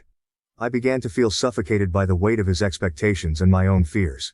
I knew that if I told him about my doubts, he would try to convince me to keep the baby. The thought of facing his disappointment and potential anger was unbearable. I had already seen a glimpse of his reaction when he showed up unannounced at my apartment to talk about the pregnancy. His desperation to keep the baby was clear, and I feared that any discussion about abortion would only intensify his efforts to persuade me otherwise. As my second trimester approached, I knew I had to make a decision. The clock was ticking, and I couldn't afford to delay any longer. After many sleepless nights and tearful conversations with myself, I decided that an abortion was the best choice for me. It was a heart-wrenching decision, but I knew that I needed to prioritize my own well-being and future. With my decision made, I began the secret preparations for the abortion. I researched clinics and found one that was reputable and had a supportive staff. I scheduled an appointment, feeling a mix of relief and dread. The days leading up to the procedure were filled with a whirlwind of emotions. I felt guilty for not telling Mark, but I knew that I couldn't handle the added pressure of his reaction. This was something I needed to do on my own terms. On the day of the abortion, I woke up feeling a sense of heavy finality. I knew that this decision would change my life forever, but I also felt a strange sense of empowerment. I was taking control of my future, making a choice that I believed was best for me. I arrived at the clinic early, my heart pounding in my chest. The waiting room was quiet, filled with other women who were likely experiencing similar emotions. The staff at the clinic were kind and understanding, which helped ease some of my anxiety. They explained the procedure to me, answered my questions, and offered words of support. Despite their reassurances, I couldn't shake the feeling of fear and sadness that lingered in the back of my mind. As I was prepped for the procedure, I closed my eyes and tried to calm my racing thoughts. The physical aspects of the abortion were uncomfortable, but it was the emotional toll that was the hardest to bear. I felt a mix of relief and sorrow as the procedure was completed. I knew I had made the right choice for myself, but it didn't make the experience any less painful. After the procedure, I was taken to a recovery room where I sat quietly, letting the reality of what had just happened sink in. I felt an overwhelming sense of emptiness, but also a glimmer of hope. I had taken control of my life and made a decision that I believed was best for my future. The staff checked on me periodically, offering words of comfort and support. When I was finally able to leave the clinic, I stepped outside into the fresh air, feeling a mix of exhaustion and relief. The sun was shining, and for the first time in weeks, I felt a sense of calm wash over me. I knew that the road ahead would be challenging, but I also felt stronger, more resilient. Telling Mark about the abortion was one of the hardest things I had to do. I knew that his reaction would likely be negative, but I also knew that I couldn't keep it from him forever. The evening after the procedure, I sat on my couch, phone in hand, trying to muster the courage to call him. My mind was a whirlwind of emotions: relief, fear, guilt, and sorrow. Finally I dialed his number. He answered on the third ring, his voice cheerful as he greeted me. The sound of his happiness felt like a knife to my heart. Taking a deep breath, I said, "Mark, we need to talk. I made a decision today. I had an abortion." There was a long silence on the other end of the line. When he finally spoke, his voice was strained and shaky. "Emily, why didn't you tell me? We could have figured something out together." I tried to explain my reasons, my fears of single motherhood, and the lack of concrete support from him. I told him how I had been feeling overwhelmed and unsupported, how I needed to make a decision that was right for me. But my words seemed to fall on deaf ears. His initial reaction was a mix of shock and disappointment, and he struggled to comprehend why I hadn't included him in the decision-making process. In the days that followed, Mark's reaction evolved. Initially, he seemed to try to understand, though he was clearly hurt. He promised to be there for me and to support me through the emotional aftermath. He said that he still loved me and that we could work through this together. For a brief moment, I believed him. I wanted to believe that we could find a way to move forward. However, his promises of support quickly faded. My birthday was a few weeks after the abortion, and Mark had promised to get me a special gift. He asked me to choose something I liked and assured me he would pay me back if I bought it first. I found a beautiful necklace that I had been eyeing for months and decided it would be a perfect birthday gift. I bought it and sent him the receipt, trusting that he would keep his word. Weeks passed, and Mark still hadn't reimbursed me for the necklace. Whenever I brought it up, he would deflect or come up with excuses. "I'm really busy at work right now, Emily. I'll get to it soon," he would say. But soon never came. Instead, his attitude towards me began to shift dramatically. Mark started to express feelings of trauma and anger over the abortion. He accused me of making a selfish decision and not trusting him enough to be part of the process. His initial understanding was replaced by a growing resentment. He began to lash out at me verbally, using the abortion as a weapon in our arguments. "You killed our baby without even giving me a say," he would say, his voice filled with bitterness. The emotional abuse escalated, and I found myself walking on eggshells around him. Every conversation seemed to circle back to the abortion, and he used it as a justification for his hurtful behavior. He began to insult me, calling me heartless and selfish. His words cut deep, and I struggled to reconcile the man who had once been so loving and supportive with the person he had become. One night, during yet another heated argument about the abortion, I brought up the necklace again, hoping he would at least keep that small promise. His response shocked me. "I'm not giving you a dime, Emily. You don't deserve it after what you did," he spat, his eyes cold and unyielding. I was stunned. The necklace had become a symbol of his broken promises and the growing chasm between us. His refusal to return the money was not just about the gift. It was a clear message that he no longer cared about our relationship or my feelings. As the days turned into weeks, the emotional toll of Mark's behavior weighed heavily on me. I felt isolated and alone, struggling to cope with the aftermath of the abortion and the disintegration of our relationship. The man who had once promised me the world was now a source of pain and anguish. His transformation from a supportive boyfriend to an emotionally abusive partner was heartbreaking. I realized that I couldn't continue to live like this. Mark's refusal to support me, both emotionally and financially, was a clear indication that our relationship was beyond repair. I had to make a difficult decision once again. This time, to prioritize my own mental health and well-being. Ending the relationship with Mark was painful, but it was necessary. I was in a very bad state, but everyone's support helped me feel better. I almost wanted to commit suicide because of my decision, but today is the first day I feel like life is worth living again. I couldn't allow myself to be dragged down by his bitterness and anger. I needed to heal and move forward, free from the toxic environment that our relationship had become. The decision to have an abortion and the subsequent breakup with Mark were incredibly challenging, but they also taught me the importance of self-care and making difficult choices for my own happiness. Looking back, I know that I made the right decision. It wasn't easy, and the emotional scars will take time to heal, but I am stronger and more resilient because of it. I have learned to trust my instincts and to prioritize my own well-being, even in the face of adversity. After my wife had an affair, I revealed to my 14-year-old son that I am not his biological father. Am I the A? My name is David, and I'm 37 years old. I've been married to Emily, who is 36, for the past 10 years. We have built a life together, raising our son, Josh, who is now 14. When I first met Emily, she was a single mom, doing her best to provide for Josh. Her strength and dedication to her son were among the qualities that drew me to her. We met at a mutual friend's barbecue, and I was immediately taken by her kindness and resilience. Emily told me early on about her situation, how Josh's biological father, Mark, had fled the state upon learning of her pregnancy. Mark had never been a part of Josh's life, leaving Emily to face the challenges of single motherhood alone. As our relationship grew, I fell in love not only with Emily but also with Josh. He was just 4 years old when I came into their lives, a bright and curious child who quickly found a place in my heart. Emily and I dated for 2 years before I proposed, and from the moment we decided to build a future together, I embraced the role of Josh's father.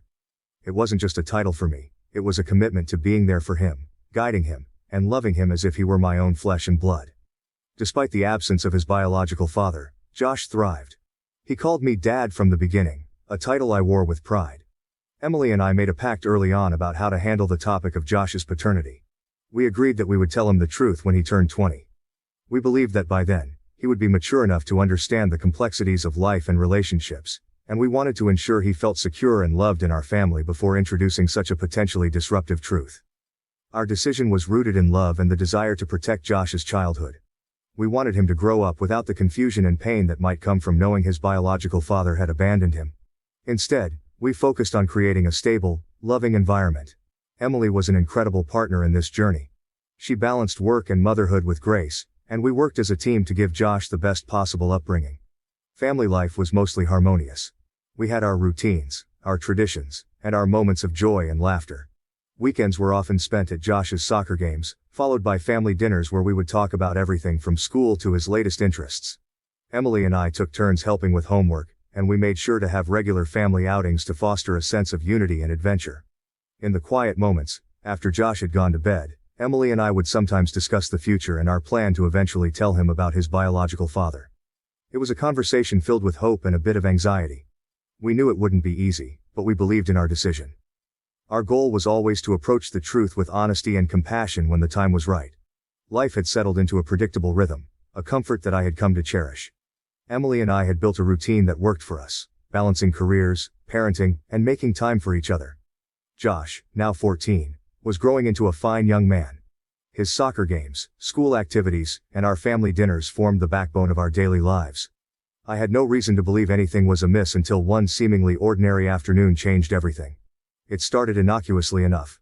I was at work, immersed in a project, when I received a call from my old friend Mike. Mike and I had known each other since college, and although we didn't see each other as often as we used to, we still kept in touch. His voice had an unusual edge to it as he asked if I could meet him for a drink after work. Sensing the urgency in his tone, I agreed, my curiosity piqued. We met at a small bar downtown, a place we used to frequent in our younger days. Mike was already there, nursing a beer, his expression serious. After some small talk he finally came to the point. "David, I need to tell you something, and it's not easy. But you have the right to know." My heart began to race. Mike was rarely this solemn. I braced myself for whatever he was about to reveal. "Emily. I've seen her with another man, more than once. I didn't want to believe it at first, but the evidence is there." I felt as though the floor had dropped out from under me. "What do you mean? Are you sure?" I managed to ask, my voice barely a whisper. Mike nodded, his eyes filled with sympathy. "I've seen them together, David. At a restaurant, and once leaving a hotel. I'm sorry, man, but it looks like she's been having an affair." Disbelief, anger, and a deep sense of betrayal surged through me. Emily? My Emily? The woman I had loved and trusted for the past decade? I couldn't fathom it. Yet Mike had no reason to lie to me, and the look on his face confirmed that this was no prank or misunderstanding. I left the bar in a daze, my mind racing with 1,000 thoughts. How could she do this? Why? Our life together, our family, it all seemed like a cruel joke now. By the time I reached home, my emotions had shifted from shock to a cold, seething rage. I had to confront her. I needed the truth. Emily was in the kitchen when I walked in, preparing dinner as if nothing was wrong. The sight of her, so normal and familiar, only fueled my anger. I couldn't keep it in any longer. "Emily, we need to talk." "Now," I said, my voice trembling with barely controlled fury. She looked up, surprised by my tone. "What's wrong, David?" "Are you having an affair?" I asked bluntly, watching her face closely for any sign of guilt or denial. For a moment, she just stared at me, stunned. Then she shook her head. "What? No, of course not. Where is this coming from?" "Don't lie to me, Emily," I snapped. "Mike saw you. He saw you with another man. Leaving a hotel, for God's sake. Just tell me the truth." Her eyes widened in shock, and for a moment, I thought she might deny it again. But then something in her expression changed, and she looked away, unable to meet my gaze. "David, How long?" I interrupted, my voice rising. "How long has this been going on?" "A few months," she admitted quietly, tears beginning to form in her eyes. "David, I'm so sorry. It was a mistake. I never meant to hurt you." Her words were like a knife to my heart. A mistake? Months of betrayal reduced to a single word. I felt a surge of anger so intense I could barely contain it. "A mistake? You think this is just a mistake? Do you have any idea what you've done to us? To our family?" Emily broke down, sobbing. But I couldn't find it in myself to comfort her. My mind was reeling, and my emotions were a chaotic storm. The woman I had loved and trusted had shattered our life together, and I couldn't see a way to piece it back together. I needed to get out, to clear my head. Without another word, I turned and left the house, leaving Emily crying in the kitchen. I drove aimlessly for hours, trying to process what I had learned. The image of Emily with another man haunted me, and the thought of her betrayal cut deep. I felt like a fool, blind to the reality of my own life. As I sat in the park that night, the weight of my discovery pressed heavily on my chest. Emily's betrayal felt like a physical wound, raw and throbbing. I thought about the life we had built, the promises we had made, and most importantly, Josh. The thought of keeping this secret any longer seemed unbearable. He deserved to know the truth, even if it was painful. The sooner he knew, the sooner we could start healing, no matter how difficult the process might be. When I returned home, the house was eerily quiet. Emily was still in the kitchen, her eyes swollen and red from crying. She looked up as I walked in, hope flickering in her eyes, but I couldn't meet her gaze. I went straight to Josh's room, each step feeling heavier than the last. I knocked gently on his door. "Josh, can I come in?" "Sure, Dad," came his muffled reply. I pushed the door open to find him sprawled on his bed, earbuds in, playing a game on his phone. He looked up, sensing the gravity in my demeanor, and pulled out his earbuds. "What's up?" "Can we talk for a minute?" I asked, sitting down on the edge of his bed. He nodded, curiosity and concern mixing in his eyes. I took a deep breath, knowing there was no easy way to start this conversation. "Josh, there's something really important I need to tell you. It's not going to be easy to hear, but you need to know the truth." I paused, gathering my thoughts. "Your mom? She's been seeing someone else." His reaction was immediate and intense. "What? No way. Mom wouldn't do that," he said, shaking his head as if trying to dispel the idea. "I know it's hard to believe, but it's true. She admitted it to me tonight." My voice was steady, but inside I was unraveling. "And there's something else. Something we've kept from you for a long time." His eyes widened, and I could see the fear and confusion there. "What is it?" "Josh, I'm not your biological father. Your mom was pregnant when I met her. Your biological father left before you were born.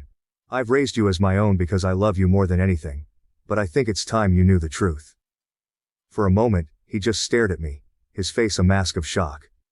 Then the tears started to well up, and he shook his head again. No. No. You're my dad. You've always been my dad." I reached out, pulling him into a hug, my own tears threatening to spill over. "I am your dad, Josh. Nothing can change that. I love you, and I always will. But you deserve to know the truth, no matter how hard it is." He clung to me, sobbing, and I held him tightly, my heart breaking for him. The pain in his voice was almost too much to bear. "Why did she do this? Why did she lie to me?" "I don't know, buddy. I wish I had answers for you. But what I do know is that I'm here for you. We'll get through this together." After a while, his sobs subsided, and he pulled away, wiping his eyes. "I want to talk to Mom." "Okay," I said, my voice soft. "She's downstairs." Josh stood up, his face set with determination. I followed him as he made his way to the kitchen. Emily looked up as we entered, her expression a mixture of hope and dread. "Mom," Josh said, his voice trembling but strong. "Is it true? Are you having an affair? And is Dad really not my biological father?" Emily's face crumpled, and she nodded, tears streaming down her cheeks. "Yes, it's true. I'm so sorry, Josh. I never wanted to hurt you." Josh's face contorted with pain and anger. "How could you do this? How could you lie to me all these years?" His voice was rising, the hurt and betrayal evident in every word. Emily reached out to him, but he stepped back, shaking his head. "Don't. Just don't. I can't even look at you right now." "Josh, please," Emily pleaded, but he turned away, looking to me for support. I stepped forward, putting a protective arm around his shoulders. "It's okay, Josh. We'll figure this out. You're not alone in this." He nodded, leaning into me, and I could feel the tension in his body. "I don't want to stay here tonight. Can we go somewhere else?" "Of course," I said. "Let's pack a bag and go to a hotel for the night. We need some space to think." Emily's sobs grew louder as we turned to leave, but I couldn't bring myself to comfort her. Her actions had torn our family apart, and right now, my priority was Josh. We went back to his room and packed a bag, then did the same for myself. We left the house in silence, the weight of the evening's revelations hanging heavy in the air. At the hotel, We checked in and went up to our room. Josh sat on one of the beds, looking lost and small. I sat down beside him, putting an arm around his shoulders. "I'm sorry you had to find out like this," I said softly. "I wanted to tell you when you were older, when you could understand better. But I couldn't keep it from you any longer." He nodded, his eyes filled with pain. "I get it. I don't know what to think anymore." "That's okay," I reassured him. "It's a lot to take in. But remember, I'm here for you. We're in this together." We spent the rest of the night talking, crying, and trying to make sense of the situation.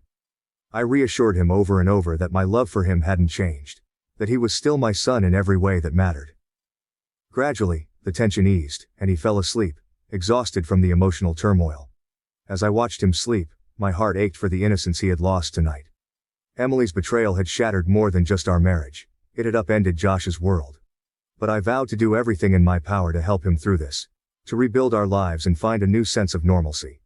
In the quiet of the hotel room, I allowed myself to grieve for the life we had lost. The future was uncertain, but one thing was clear. Josh and I would face it together, stronger for having faced this storm. The morning after our confrontation with Emily, Josh and I woke up in the hotel room, the weight of the previous night's revelations still heavy in the air. I looked over at my son, still sleeping, his face peaceful despite the emotional turmoil he had endured. I knew that today would be another difficult day, filled with conversations and decisions that would shape our future. When Josh finally stirred, he looked at me with eyes full of uncertainty. "What happens now, Dad?" he asked, his voice small and hesitant. "We take it one step at a time," I replied, trying to sound confident. "We'll figure things out together." We had breakfast at the hotel, the silence between us punctuated by brief, reassuring comments. I could see the pain in Josh's eyes, the betrayal he felt from his mother still raw and fresh. He barely touched his food, and I found it hard to eat as well, my appetite lost to the churning emotions inside me. After breakfast, I called my workplace to inform them I needed some personal time. They were understanding, given the circumstances. I also contacted a divorce lawyer, setting up an appointment for later in the week. The reality of our situation was sinking in, and I knew we had to start making concrete plans. Returning home was difficult. The house, once a place of comfort and security, now felt tainted by the betrayal that had occurred within its walls. Emily was in the living room when we walked in, her eyes red and puffy from crying. She looked at Josh, her face full of regret and desperation. "Josh, can we please talk?" she pleaded, her voice trembling. But Josh didn't even acknowledge her. He walked past her, heading straight to his room and shutting the door firmly behind him.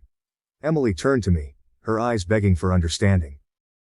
"David, please, can't we work through this? I love you both so much. I made a mistake, but I want to fix this." I shook my head, feeling a mixture of anger and sadness. "Emily, you didn't just make a mistake. You made a choice, over and over again. And now, we all have to live with the consequences." She broke down, sobbing, but I couldn't bring myself to comfort her. I went to Josh's room, knocking softly before entering. He was sitting on his bed, staring at the wall, his face a mask of hurt and confusion. "Hey buddy," I said gently. "How are you holding up?" He shrugged, not meeting my eyes. "I don't know, Dad. I just feel lost." I sat down next to him, putting an arm around his shoulders. "It's okay to feel that way. This is a lot to take in. But we're going to get through this together. I promise." The days that followed were a blur of tension and emotional upheaval. Josh continued to reject any attempts by Emily to speak with him. He spent most of his time with me, clinging to the stability I represented in his now chaotic world. We talked a lot, trying to process everything that had happened. I reassured him repeatedly that my love for him hadn't changed, and that we would find a way to move forward. Emily's presence in the house became increasingly strained. She tried to reach out to Josh, but he shut her down every time. The distance between them grew, and it was painful to watch. Despite my anger towards her, I couldn't help but feel a pang of sympathy. She had made terrible choices, but she was still his mother, and the estrangement was clearly breaking her heart. Inside me, a storm of conflicting emotions raged. Part of me felt justified in my anger and the steps I was taking towards divorce. Emily had betrayed me in the worst possible way, and the trust we had built over a decade was shattered. But another part of me felt guilt and sorrow. I mourned the life we had lost, the dreams we had shared, and the family that was now fractured. Josh's strong attachment to me was both a comfort and a burden. I was grateful for his trust and love, but I also worried about the long-term impact of this rift with his mother. I tried to encourage him to at least listen to her, to give her a chance to explain, but he was resolute in his rejection. After days of emotional turmoil, sleepless nights, and countless tears, I made a firm decision. I needed to seek a divorce lawyer. The betrayal was too deep, the trust too shattered, and I couldn't see a way to rebuild what Emily and I once had. It wasn't just about me anymore, it was about Josh and ensuring he had a stable, loving environment to grow up in. I found a reputable lawyer through a recommendation from a colleague. The first step was setting up an appointment to discuss my situation and understand the legal process ahead. Walking into the lawyer's office, I felt a mixture of determination and dread. I knew this was the right path, but it didn't make it any less painful. The lawyer, a calm and experienced woman named Sandra, listened attentively as I explained the situation. She asked probing questions about our marriage, Emily's affair, and my relationship with Josh. She was particularly interested in the timing and context of my revelation to Josh about his biological father, emphasizing how these factors could play into the custody arrangements. "Sandra, my primary concern is Josh," I explained. "I want to ensure he's with me and in a stable environment. He's been through enough already." She nodded, understanding. Custody battles can be complex, but the court does take into account the child's preferences, especially at Josh's age. His expressed desire to stay with you will carry significant weight. This brought a sense of relief. Josh had made it clear he wanted to be with me, rejecting his mother after learning about her betrayal. His strong attachment to me, while heartbreaking in its context, could be a crucial factor in securing primary custody. Sandra walked me through the initial steps of the divorce process. Filing the petition, serving Emily with the papers, and setting up a temporary custody arrangement. It was a lot to take in, but I felt more prepared having a clear plan laid out. When I returned home that evening, the atmosphere was tense. Emily knew something was up, but she didn't press me for details. I went to Josh's room, finding him immersed in his homework. Sitting beside him, I gently explained what would happen next. "Josh, I've spoken to a lawyer. We're going to start the process of a divorce. It means things will change, but I'm doing everything I can to make sure you stay with me." He looked up, his eyes wide but calm. "I want to be with you, Dad. I don't want to live with Mom." "I know, buddy. And your preference matters. The court will listen to what you want." He nodded, seeming reassured. "Thanks, Dad. I just want this to be over." As the days turned into weeks, the reality of my decision began to settle in. I had initiated the divorce proceedings, taken steps towards securing custody of Josh, and started to envision a future without Emily. But with each step forward, I couldn't shake the gnawing sense of guilt that crept in during the quiet moments. I found myself constantly reflecting on my actions. Telling Josh the truth about his biological father and his mother's affair was a decision made in the heat of the moment, driven by a mix of anger and a desire for honesty. But was it the right thing to do? Had I acted out of spite, using the truth as a weapon to hurt Emily and inadvertently Josh? The guilt was overwhelming at times. I replayed the confrontation in my mind, seeing Josh's face crumple with the weight of my words. He was just a boy, caught in the crossfire of adult conflicts, forced to grapple with truths that even I struggled to process. I felt a pang of sorrow every time I saw him retreat into himself, a shadow of the carefree child he once was. Balancing these feelings of guilt was the ever-present sense of betrayal by Emily. Her affair had torn apart the fabric of our family, shattering the trust that we had built over a decade. I oscillated between anger at her betrayal and sadness for what we had lost. There were moments when I felt like the victim, justified in my actions, and other times when I questioned if I had compounded the hurt by revealing everything to Josh so abruptly. One evening, as I sat alone in the living room, the weight of it all pressed down on me. Emily had gone to stay with her sister temporarily, giving us some space, but her absence was palpable. The house felt emptier, the silence louder. I thought about our life together, the good times, the laughter, the plans we had made. It was all gone now, reduced to a series of painful memories. I knew that part of dealing with the consequences of my actions meant accepting my own role in the unfolding drama. I had to confront my feelings of guilt and betrayal head on. It wasn't just about being a victim, it was about taking responsibility for my choices and their impact on Josh. In the end, I understood that while I couldn't change the past, I could influence the future. I could be the stable presence Josh needed, guiding him through this storm with love and understanding. And in doing so, perhaps I could find a way to forgive myself too. I cut off ties with my sister and her family after she blindly defended her 17-year-old daughter's blatant lies. My name is Emily, and I'm 28 years old.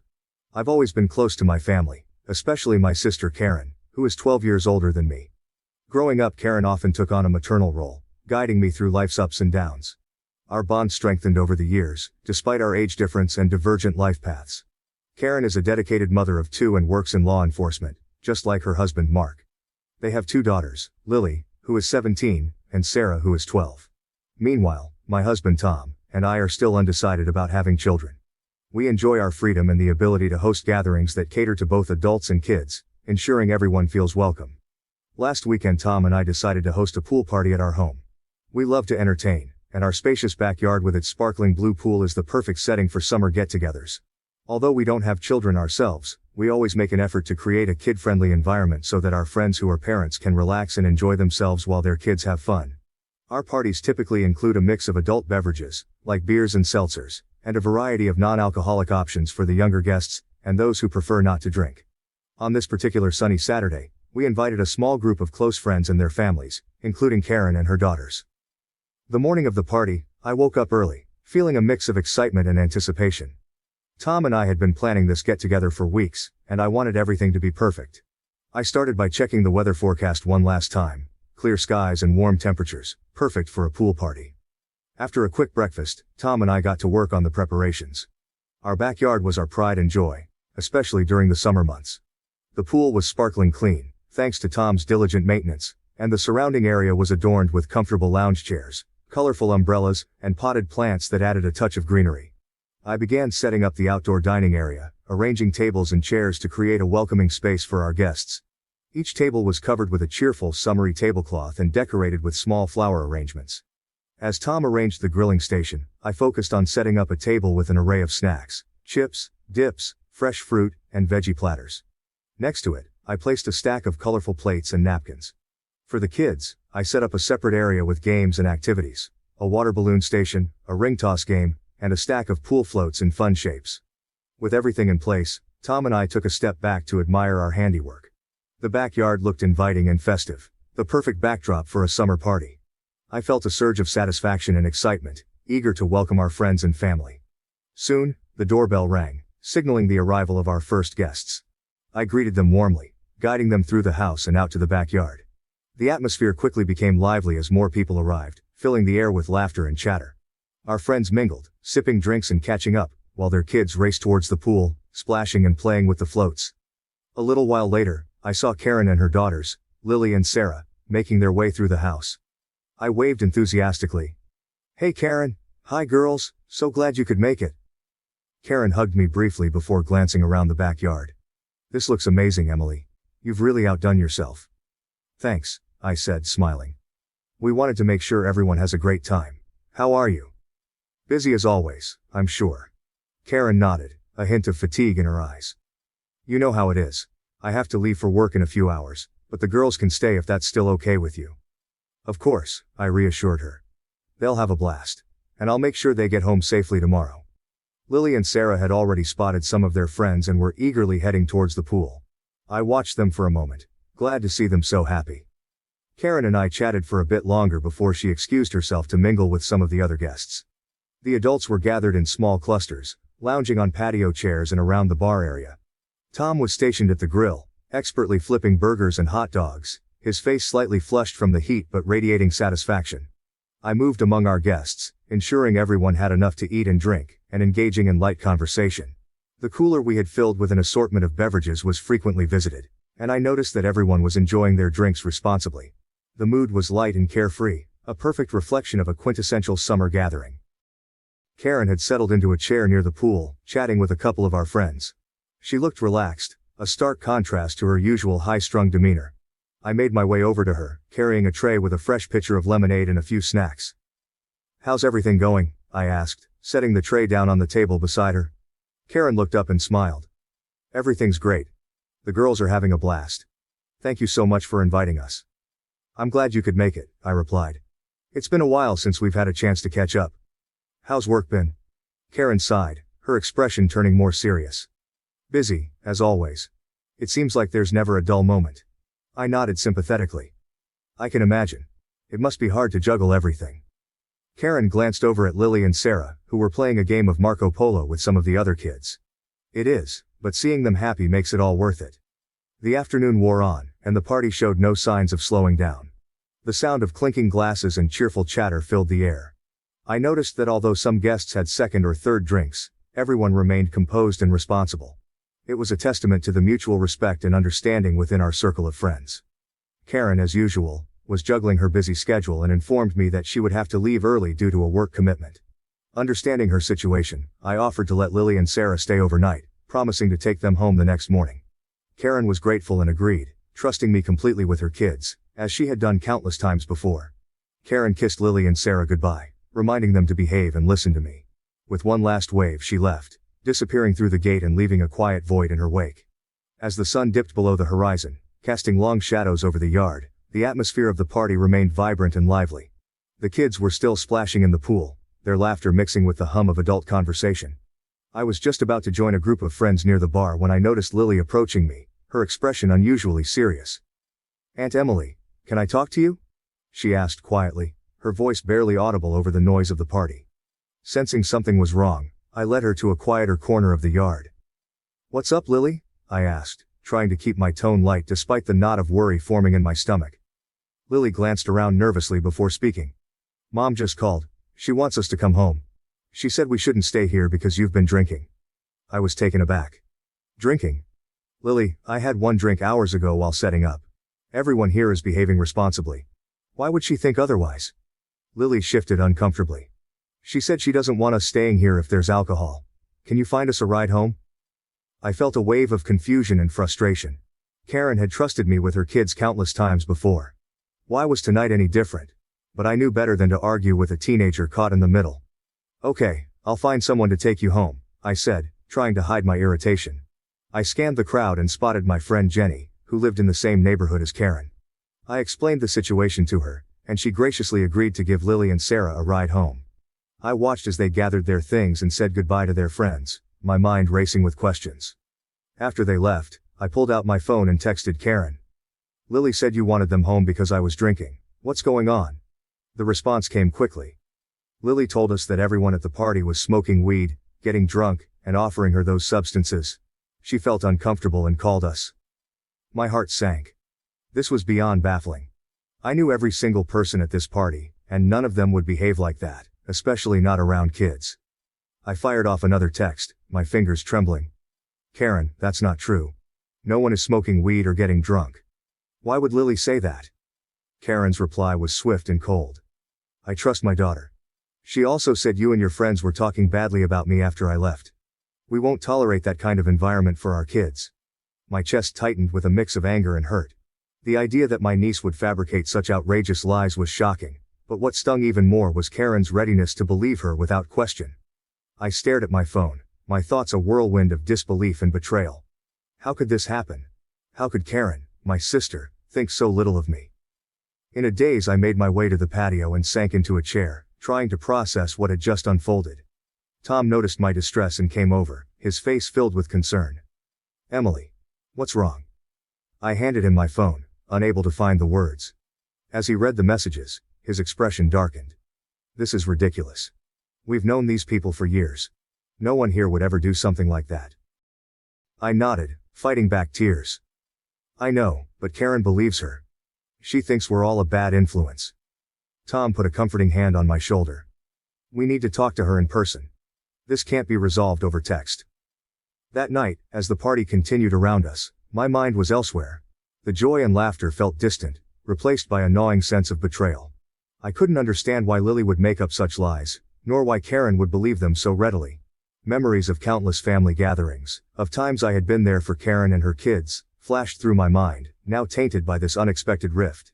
The following day, I woke up with a heavy heart, the events of the previous night replaying in my mind like a bad dream. The messages from Karen haunted me, her unwavering belief in Lily's false accusations cutting deep. I had hoped for some support, some acknowledgement of the absurdity of the situation, but none came. Instead, Karen's response was distant and resolute, making it clear that she sided with her daughter without hesitation. Later that afternoon, I decided to call Karen, hoping that a direct conversation might help clear the air. When she answered, her tone was guarded, a stark contrast to our usual easy rapport. I tried to explain my side, reiterating that no one at the party had behaved inappropriately, and that the accusations were baseless. But Karen remained firm, her trust in Lily unshaken. "I believe my daughter, Emily. She's never lied to us about something this serious before," she said, her voice devoid of the warmth I had always associated with her. I felt a surge of frustration. Karen, you know me. You know I would never allow anything like that to happen, especially not around kids. There was a pause before she responded. I'm sorry, but I have to put my children first. I can't risk their safety. As the conversation ended, I felt a deep sense of betrayal. My own sister was choosing to believe a blatant lie over years of trust and shared experiences. I was at a loss, unsure of how to repair the damage or if it could even be repaired. In the days that followed, my brother-in-law Mark tried to play the role of mediator. He called me, expressing his regret over the situation and his desire to find a resolution. Mark was usually the calm, rational one in the family, and I appreciated his attempt to bridge the gap. However, his neutral stance only added to my frustration. Emily, it's hard for me to say who's telling the truth here, he said. I just want to make sure the family stays together and we find a way to move past this. His words, though well-meaning, felt like a dismissal of the truth. Mark, it's not about taking sides for the sake of peace. It's about recognizing that what Lily said is completely false and harmful. Mark sighed. I understand, but we have to consider Lily's feelings too. She's just a kid after all. I wanted to scream. This wasn't about hurting a child's feelings. It was about defending my integrity and the integrity of my friends. But it was clear that Mark, like Karen, was caught between believing his daughter and maintaining family harmony, even at the cost of truth. As the days turned into weeks, my frustration grew. I couldn't shake the feeling of being unjustly wronged, and the lack of support from Karen and Mark only deepened the wound. I found myself reflecting on the past, recalling the numerous times I had stepped in to help with Lily and Sarah. There were countless instances where Karen and Mark had called me in the middle of the night, desperate for help with Lily's rebellious behavior. I had driven across town to pick her up from parties she wasn't supposed to be at, calmed her down during heated arguments, and even mediated between her and her parents when things got particularly bad. I had always been the one they turned to, the reliable sister and aunt who could handle any crisis. One memory stood out vividly. A year ago, Lily had run away after a particularly explosive fight with Karen. They had called me in a panic, and I had spent hours driving around the city until I found her at a friend's house. She had been scared and defiant, but eventually, she opened up to me. I had brought her back home and helped mend the rift between her and Karen. It was one of many times I had put their needs above my own, doing everything in my power to keep the family together. Now, all those efforts seemed meaningless. Despite everything I had done, despite the trust I thought we had built, it was shattered in an instant by a teenager's lie and a sister's unquestioning belief in it. The betrayal cut deep, and I found myself questioning the very foundation of our relationship. The sense of betrayal and frustration gnawed at me, refusing to let go. Every waking moment, I replayed the events in my mind, trying to understand how things had gone so wrong. Finally, I decided I needed concrete evidence to clear my name and restore my reputation. That's when I remembered the security cameras we had installed around the pool area. Tom and I had set them up for general safety, to keep an eye on things during parties and gatherings. Now, they could serve a more critical purpose. Determined, I made my way to the living room where the security system's monitor was set up. Tom joined me, sensing the gravity of the situation. We sat down and began to review the footage from the day of the party. As the video played, I felt a mixture of anxiety and hope. I watched closely, my eyes scanning every detail, every interaction. The footage clearly showed the party in full swing. Kids splashing in the pool, adults chatting in small groups, laughter and smiles all around. There was no sign of any inappropriate behavior. No one was smoking weed, and the alcohol consumption was minimal and responsible. I saw myself, holding a single drink while setting up hours before the guests arrived. I saw Karen leaving for work, waving goodbye to her daughters. Everything was as I had remembered. Then, I found the moment when Lily approached me, asking for a ride home. The footage showed her looking uneasy, but there was no evidence of anyone offering her substances or engaging in any illicit activities. It was clear, the party was exactly as I had described. Fun, relaxed, and family-friendly. I felt a surge of relief but also a renewed sense of determination. This footage was the proof I needed. I quickly transferred the relevant clips to a USB drive, my mind racing with how I would present this to Karen and Mark. They needed to see the truth, to understand that Lily's accusations were baseless and damaging. Tom, always my pillar of support, placed a reassuring hand on my shoulder. We'll show this to Karen and Mark. They need to see what really happened. I nodded, my resolve strengthening. I hope this will make them realize how unfair they've been. That evening I called Karen, keeping my tone as calm as possible. Karen, I have something important to show you. Can we meet tomorrow? It's about the party. There was a pause before she replied, her voice wary. All right. Mark and I will come over. The next day, they arrived, their expressions a mix of curiosity and apprehension. I could feel the tension in the air as we sat down in the living room. Taking a deep breath, I handed the USB drive to Tom, who connected it to the TV. The footage began to play, and I watched Karen and Mark closely as they absorbed the scenes unfolding before them. Their faces showed a range of emotions: surprise, confusion, and eventually, realization. The video left no room for doubt. The accusations that had caused so much strife were completely unfounded. When the footage ended, there was a heavy silence. I turned to face Karen and Mark, my heart pounding. This is what really happened. You can see that no one was smoking or getting drunk. Lily's claims are false. Karen looked shaken, her eyes flicking between the screen and me. Mark, usually composed, seemed at a loss for words. Finally Karen spoke, her voice trembling. I don't know what to say. I didn't expect this. I tried to keep my emotions in check. I understand that you want to believe your daughter, but you need to see how serious these accusations are. They could have ruined lives, careers. Mark nodded slowly, his expression troubled. We need to talk to Lily. Clearly there's been a misunderstanding. As they left, promising to discuss the footage with Lily, I felt a mixture of relief and lingering sadness.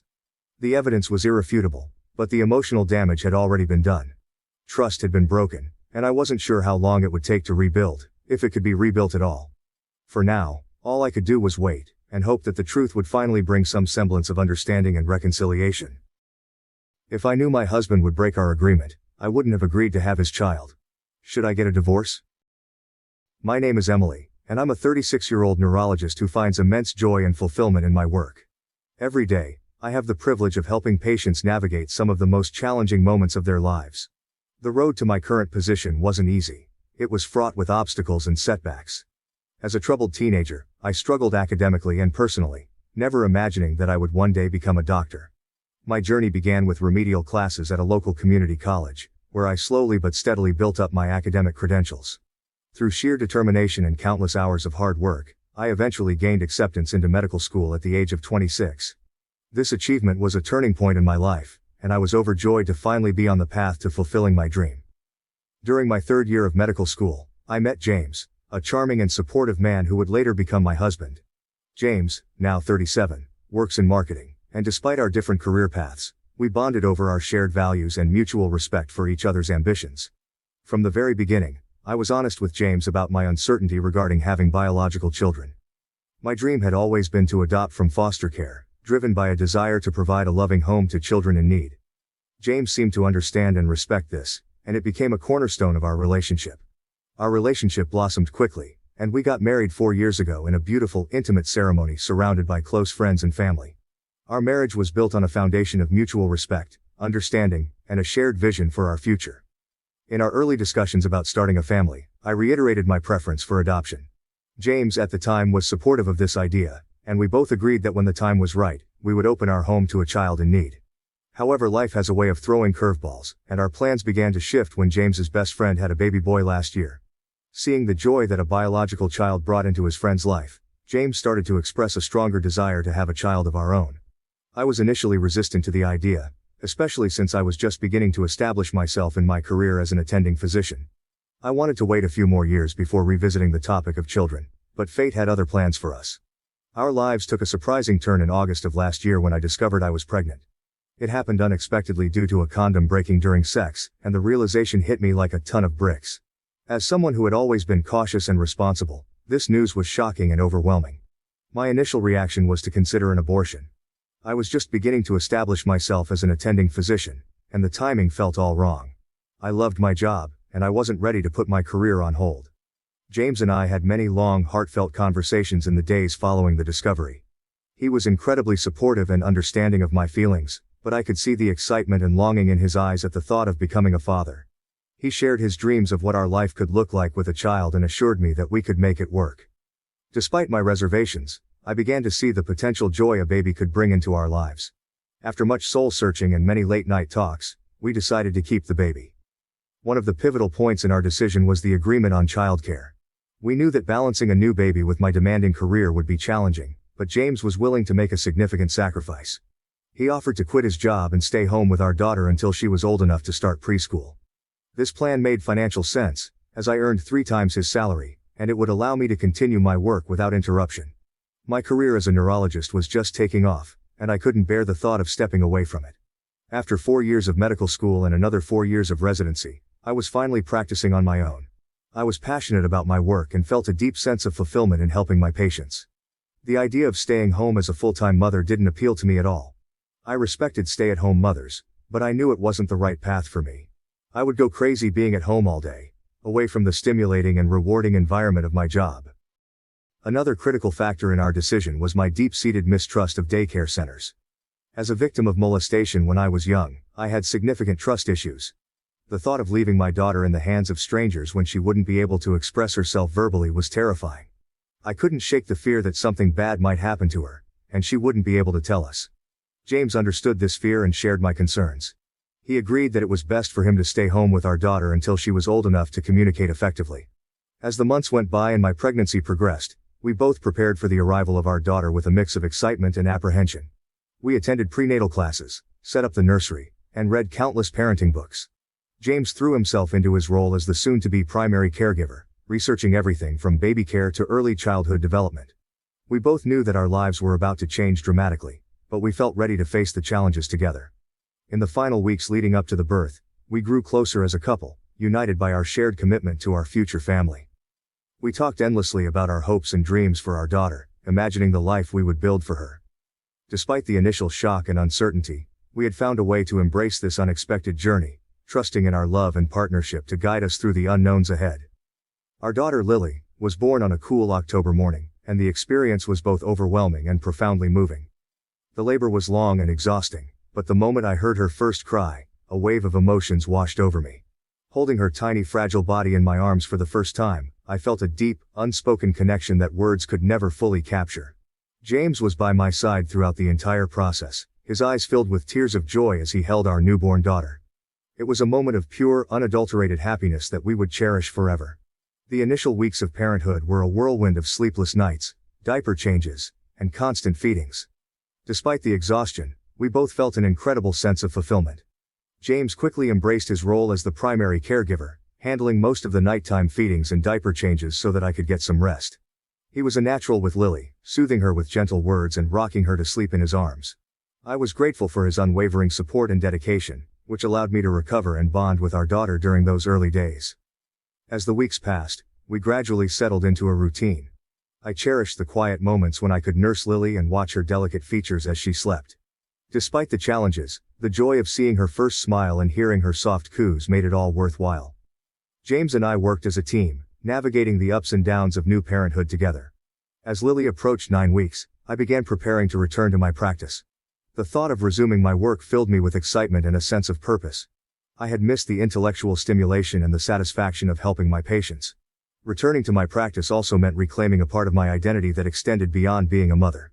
I spent hours organizing my schedule, ensuring that everything would be in place for a smooth transition back to work. James, on the other hand, was adjusting to his new role with a mix of confidence and trepidation. He had taken to fatherhood remarkably well, but the reality of being the primary caregiver was starting to set in. We discussed the logistics of my return to work, and he assured me that he was ready to take on the full responsibility of caring for Lily during the day. His initial reactions were supportive, but I could sense an underlying anxiety about the significant change in his daily life. To ease the transition, we set up a detailed schedule and list of tasks to help James manage his new responsibilities. We also discussed the importance of communication and supporting each other through this new phase. I made sure to reassure him that we were in this together and that I would always be there to help and support him. As my return to work drew closer, I felt a mix of excitement and apprehension. I was eager to reconnect with my colleagues and patients, but the thought of leaving Lily, even in James's capable hands, tugged at my heart. We were embarking on a new chapter in our lives, one that required balance, understanding, and a deep commitment to our family. Together, we faced the future with hope and determination, ready to embrace whatever challenges and joys lay ahead. As the time came for me to attend a medical conference out of state, I felt a mix of excitement and nervousness. The conference was a prestigious event where I could learn about the latest advancements in neurology, connect with colleagues, and present my own research. It was my first major professional engagement since Lily's birth, and I was eager to immerse myself in the stimulating environment of my field. However, leaving Lily and James for the weekend was a daunting prospect. I trusted James completely, But I knew it would be a challenging experience for him to handle everything on his own. The conference itself was everything I had hoped for and more. The sessions were enlightening, and I felt invigorated by the new knowledge and ideas being shared. I reconnected with old friends and made new contacts, all while proudly sharing stories and pictures of Lily with anyone who would listen. Despite the excitement, a part of me missed my family terribly. I called James frequently, checking in on how he and Lily were managing. Each time, he assured me that everything was fine, though I sensed a hint of strain in his voice. When I returned home late Sunday evening, I found James looking more exhausted than usual. The house was tidy, and Lily was peacefully sleeping in her crib, but something about his demeanor seemed off. I decided to wait until the next day to ask him about it, giving him the space to unwind from what must have been a long weekend. The next morning, after Lily had gone down for her nap, I gently pressed James to tell me what was on his mind. At first, he shrugged it off, but with some coaxing, he finally opened up. Instead of the tears and vulnerability I expected, he erupted into anger. "I can't do this anymore, Emily. I'm not your damn nanny." His outburst took me by surprise. This was a side of James I hadn't seen before. "James, what are you talking about?" I asked, my voice trembling with a mix of confusion and fear. "I'm talking about being stuck here with a baby all day while you get to go off and live your dream. Do you have any idea how trapped I feel? How miserable I've been?"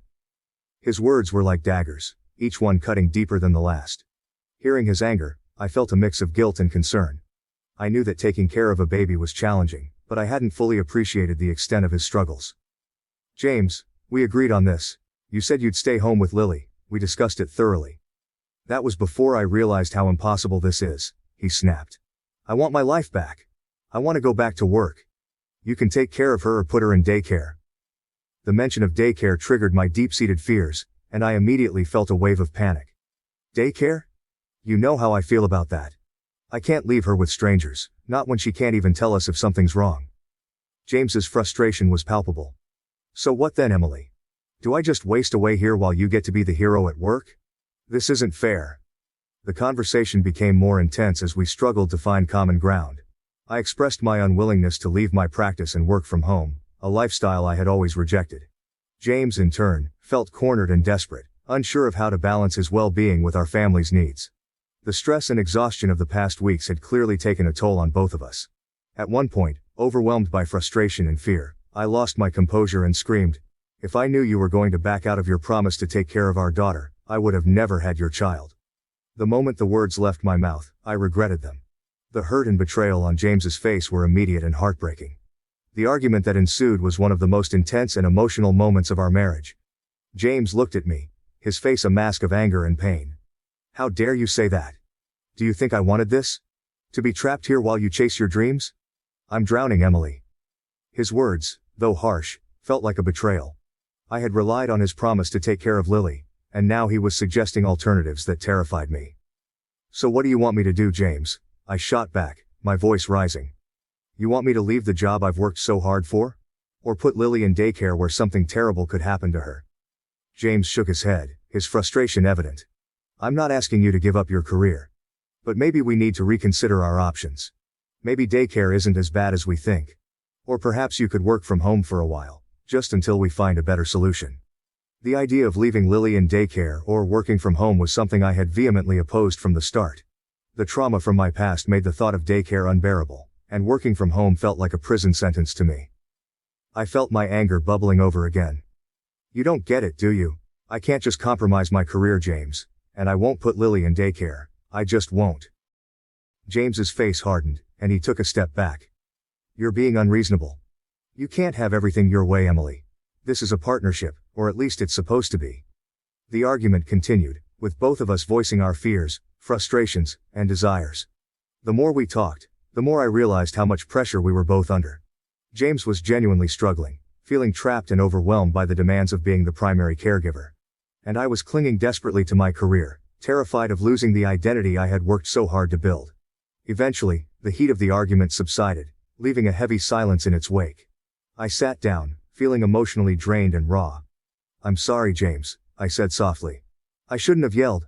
I'm scared. I'm scared of what might happen to Lily, and I'm scared of losing myself." James nodded, his eyes filled with a mix of anger and sadness. "I know, Emily. I'm scared too.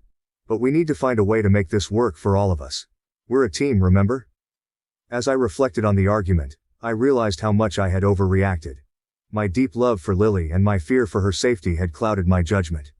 Despite the conflict, I knew I wouldn't trade her for anything in the world. She was the center of our lives, and we both wanted what was best for her. However, James's change of heart had left me feeling betrayed. I had counted on his promise, and now it felt like the ground beneath me was shifting.